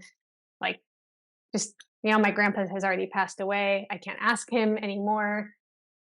What should we do? But you know what, Danielle, I think the first thing to know would be to study a little bit of Italian history, which is incredibly interesting in general, in my opinion, especially if you have that Italian blood calling from within. I think it would be very interesting to read something about it. So Italian history is so interesting from the very beginning, from the Roman times till the end. So I think the best thing to know is to read something about Italian history, to watch a movie, to watch a TV series, for people who have the possibility to come to Italy to see maybe there's more, because Italy normally, because I'm also in a previous life, and this is one of the reasons why I'm so passionate about immigration. I was a tour guide in Rome, and so I tour guided thousands of Americans. And normally the American route in American journey in Italy when it comes to tourism is only these big cities: Venice, Florence, Rome, Amalfi Coast, which I totally understand because they're the most famous places, easier to reach, but especially if you have the excuse to have some relatives who emigrated from a certain town. Italy is at its best in small villages, which are breathtaking all across the Italian peninsula. So, if people have the possibility, go on the internet, look for the place your grandparents or great-grandparents were born, and maybe one day you can go there and visit and find some relatives, and maybe have also the citizenship, which for you guys is much easier than from someone who was born in Italy but with no Italian blood. That's great advice to not just study Italy as a whole, but what community. For Italian Americans who are interested, learn the beautiful language that Italian is. That is a great way to get in touch with your heritage. Honestly, I must say that many Italians look at Italian American cuisine very, very critically. What do Italian Americans get totally wrong about Italian food? One notable example of a combination in Italian American cooking that would be considered really a culinary heresy in Italy is the pairing of chicken with pasta. Wow. Particularly in dishes like chicken Alfredo or chicken Parmesan. To truly understand Italy, you got to know our food. I have to call my mom as soon as I get off and just let her know that her chicken parm dinner is not authentic. I'm sure she'll be thrilled. Hi, I'm Danielle Romero, and thank you so much for being with me today on my channel, where we have been talking about what it means to be an American and American identity. And if you've been on my channel, you know that my dad's ancestry is Italian and my mom is everything else. And I've been really interested to dive into the Italian American experience. And I wanted to talk about food. I think food is such a hot button issue with people. And people kind of use it as a litmus test of just like, how connected are you to this culture? Are you a fraud or what? It wasn't until recently that I found out that a lot of the foods I considered like Italian foods are actually just American foods. And so I wanted to talk to someone who could give me a bigger perspective on this. I thought, let's go to Italy. So enter Guido. He runs this hilarious blog. It's called whyitalians.com, and you should definitely go check it out. I will link to it below. He was born in Florence and he lives in Milan. He writes a blog that he says is to answer all the questions foreigners ask about Italians and how do Italians actually eat. Only issue is we were a little concerned about the internet connection, so instead of doing a live interview, he answered questions for me. I'm gonna watch the answers to those questions live with you right now and maybe stop and interject, and we're gonna talk about it. So I'm gonna let Guido introduce himself and we will dive in and find out, what do Italian Americans get totally wrong about Italian food? I'm guessing that's a lot. Hi Danielle, thanks for having me. I'm Guido Pasquariello, a digital marketer and blogger. I've been living in Milan for over a decade now, but I was born and raised in Florence, in Tuscany. My dad's from Naples and my mom is Florentine, so I got to soak up both Tuscan and Campanian food cultures from a young age. And this is probably sparked my curiosity about Italy's diverse culinary scene, and it's partly why I started whyitalians.com. The first time I was in New York, I tried some Italian American dishes. I like them. They have a taste I enjoy, but they are really different from traditional Italian dishes. Why? Because the cultural substrate in which they were created is different. Many Americans wonder, okay, but why don't we find these Italian American dishes in Italy? About a year ago, I decided to launch this new blog focusing on Italian eating habits and local regional food culture. When I first started writing, I knew I wanted to talk about food, but more from an eater perspective than a chef. I realized that there are millions of blogs out there doing a great job explaining Italy's famous recipe, but they often miss out on the cultural context of those dishes. I thought, a recipe blog should stick to recipe, right? Is normal because when you're about to cook, you're not looking to deep dive into history or culture. You just want to cook. So I figured, why not flip the script and create a food blog that's not so much about replicating Italian dishes, but about understanding the why behind them. I try to bust myths, stereotypes, and explain to truly understand Italy, you got to know our food. Because for Italy, cuisine is not just a series of recipe or a list of ingredients. It's one of the fundamental building blocks of our culture. And it's not easy or immediate to mix it with new things. What's been interesting to me as I'm learning about the Italian American experience is that I know the reunification of Italy, that was less than 200 years ago, right? But when we're talking about that area of what we now call Italy, that culture, it is so old. It is ancient. And what he's saying, this idea of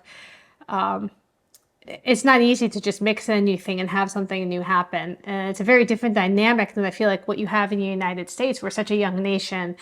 And I think a lot of the foods that we eat, we don't even realize reflect the fusion that is occurring here. And we think that's kind of the original. But it's not. It's our own American version. Especially in recent times, Italy is aware of our cuisine's richness and does everything to defend and pass it on. Even if sometimes this led to some exaggerations. But the interesting thing isn't about what's better than what, but it's understanding the difference and why two related cuisines are also so diverse.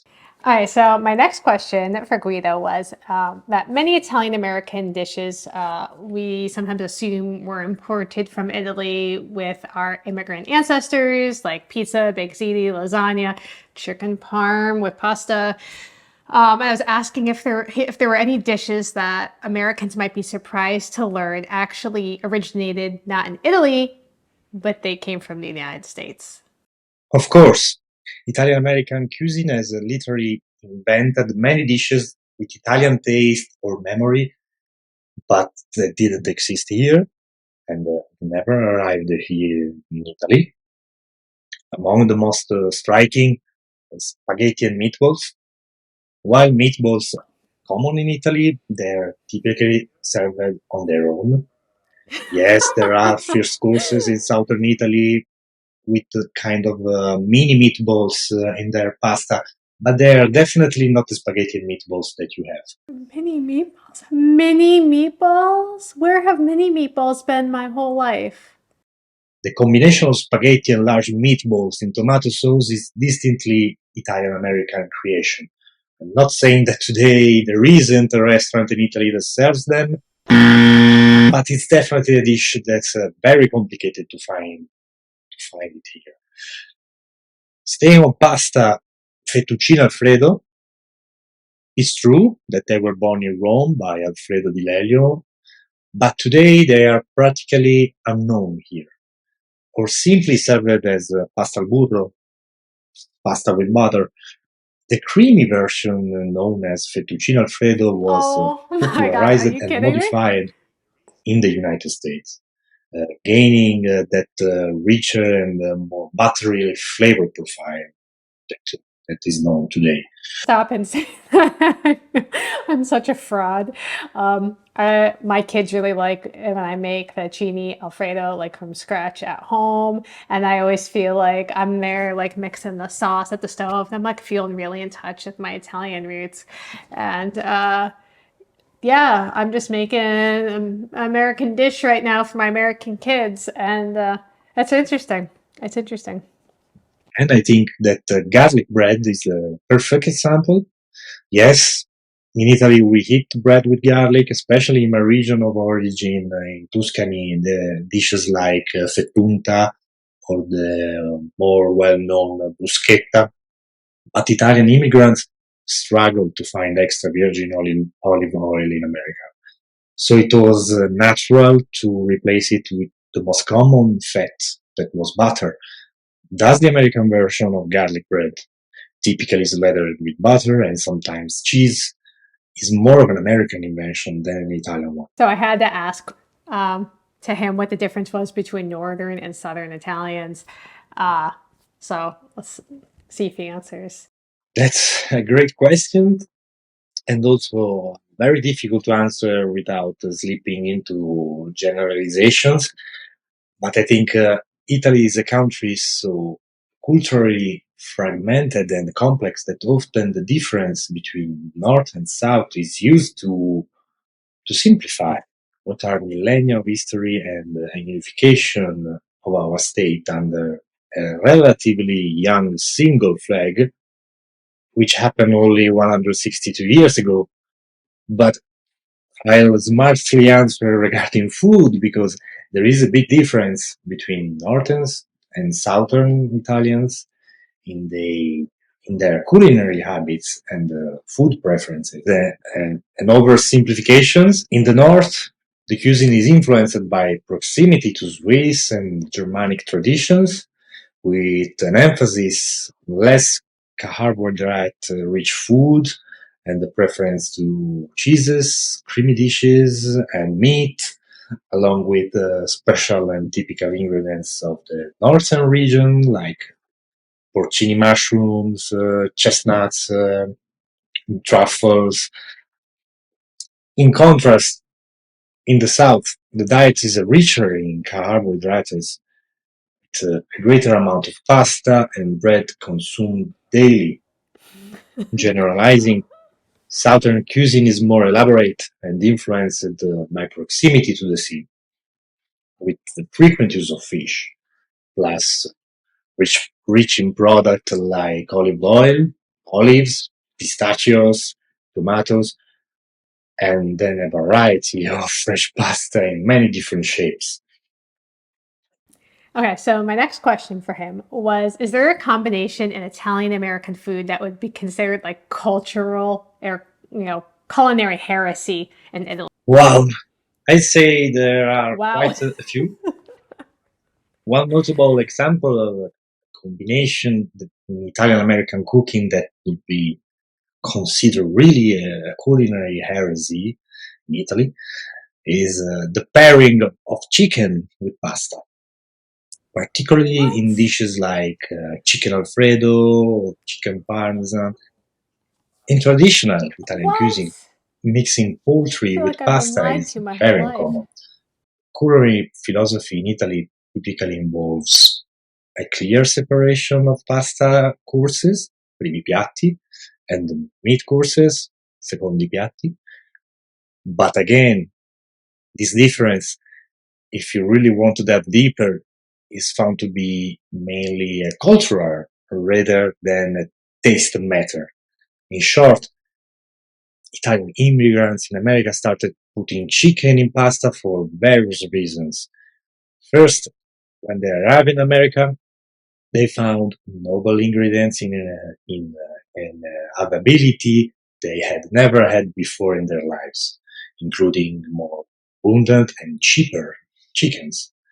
Then they adapted to American cuisine, where there isn't the same separation between pasta and meat courses as in Italy, so they created new dishes that mixed these elements to meet American tastes, ended up serving a richer one dish meal like pasta with chicken.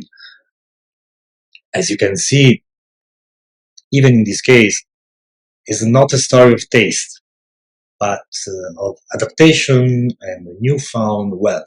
I have to pause it right there. I'm gonna have to call my mom as soon as I get off and just let her know that her chicken parm dinner is not authentic. I'm sure she'll be thrilled. That many Italians look at Italian American cuisine very, very critically, and I don't share this view.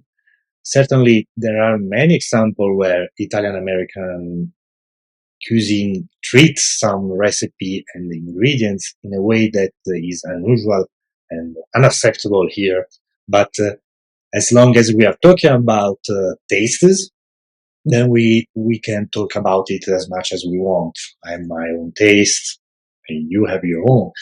The problem is when the discussion turns into complete and blind criticism of the other cuisine. And this obviously happens especially from some Italians toward Italian American cuisine. This is what is defined as Gastronationalism. I think that really only in Italy could such a thing exist. Gastronationalism is the use of food and culinary traditions to express, defend, and promote national identity. But this becomes a problem when we use it to appreciate what is ours and despise what it isn't. Food is a cultural problem that arises not from protectionism, but from the exchange of matter and ideas, and the relationship between Italian and Italian American cuisine is the perfect example of that. Also, I just want to hear him say that again because it sounded so beautiful. Gastronationalism. Let me know if you've heard that word before. It's really interesting to understand why these two sister cuisines are actually so different in taste. It's obviously a cultural matter, but this is not a reason to despise and attack a different view from ours view regarding food also. So I just thought it was so interesting how he's calling these two cuisines, because I think we've recognized that they are, but I think sometimes there's this idea of like, well, Italian American cuisine is just Americans eating Italian food, and that is not the case at all. Most of these people coming from lower social classes and living in southern Italy, and sought better fortune outside Italy, despite having few possessions and sometimes facing negative views of Italy that almost forced them to leave. They often had one thing in common: That was their food culture. Not in the sense of a specific recipe to pass it on, but using food as a connective tissue within society. We know these immigrants face numerous challenges, including discrimination and integration difficulties, but they significantly contributed to American society and culture. Americans interested in Italian cuisine might have about dishes that are considered 100% Italian, but are actually 100% American, or better, Italian American. Wow, so I'm positive. That is so profound. That is so profound. The idea of bringing over a food culture. It's not that they brought a specific recipe necessarily that's been passed down, but this idea of food as a connective tissue within society. This led to the birth of Italian American cuisine in America, reflecting a new culture, the one of Italian immigrants adapting to the life in the US. I don't know why. I feel like that just, I just started to tear up hearing that, which is really weird. I guess that's the problem of listening to it live for the first time. I think just, my dad's side of the family, predominantly all of my ancestors, not all of them, but most of my ancestors were immigrants to the United States. And it's kind of incredible because when they come here, something new has started. It's a new culture. And even this Italian American cuisine, it sounds like, is reflecting that new culture. And it's very different than what was already here in the United States at the time. And it's going to be a little different than from where they were back home. And I think a lot of times we as Americans, I'll speak for myself, we sometimes feel like we don't have a culture. And there's a lot of joking about that. But I don't think that's really the case. And so something about what he said just kind of struck a chord with me.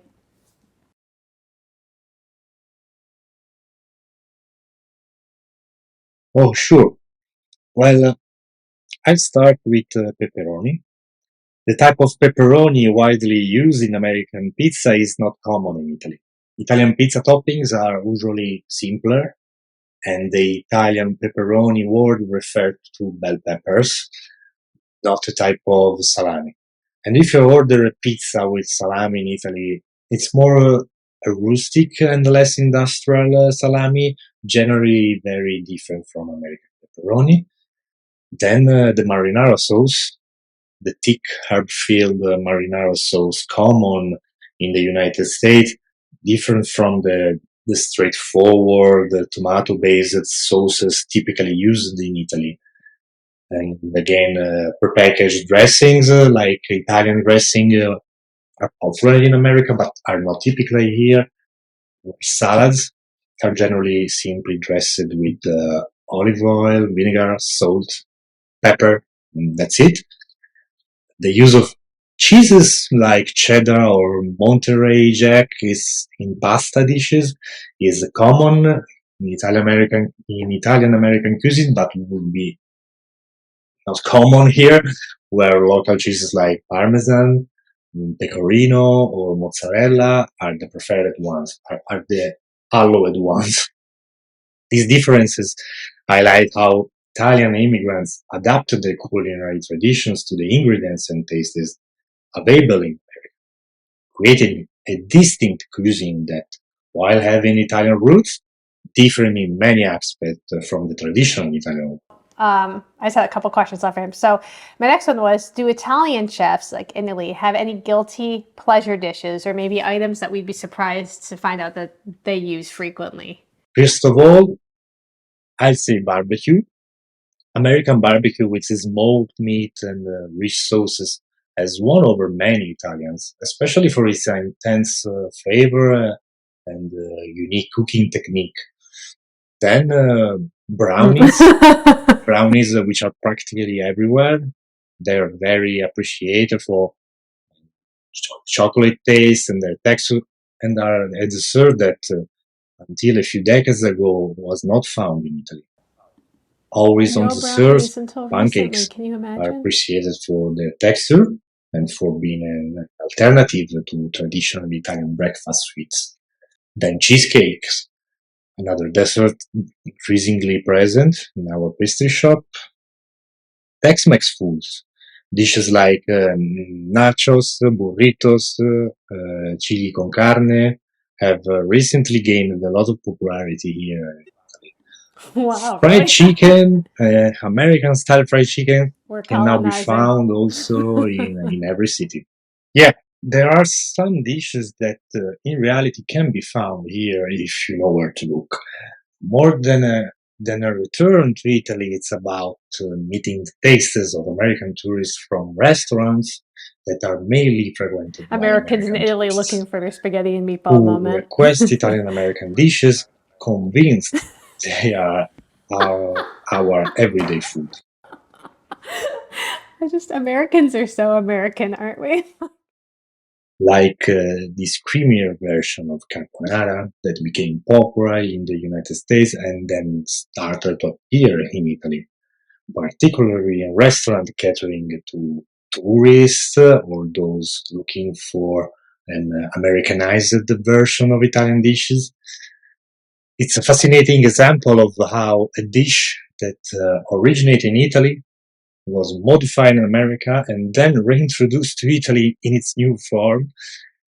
And so it's important to know that the addition of cream in carbonara is still considered non-traditional and even controversial.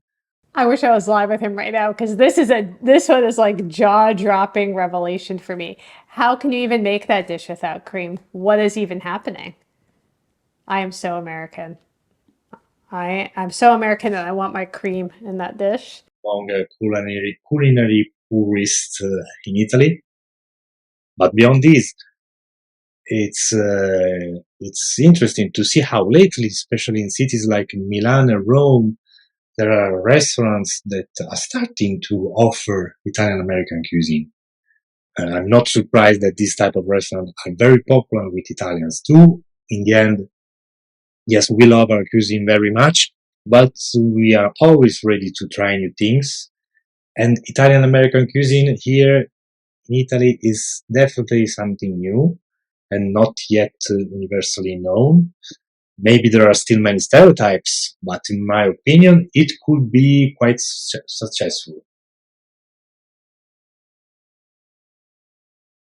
I might say that oven-baked spaghetti really happened to me when I was in It really university happened and to him. still living in Florence.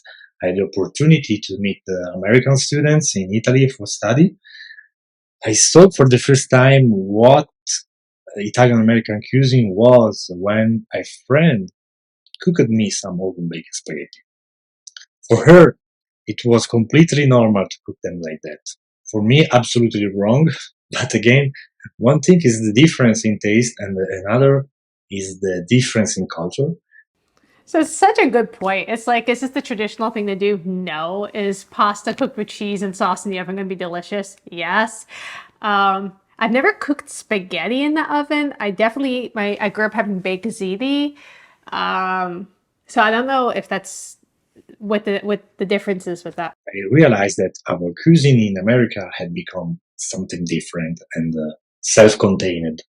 In this case, the ingredients part of our culture, but the execution is completely different from how we cook spaghetti here in Italy.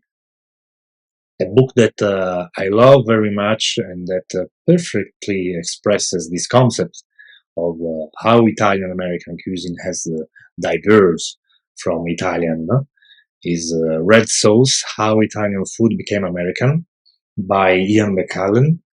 McCallan shows that cuisines changes that happen when immigrants move to a new country are not a loss but a gain.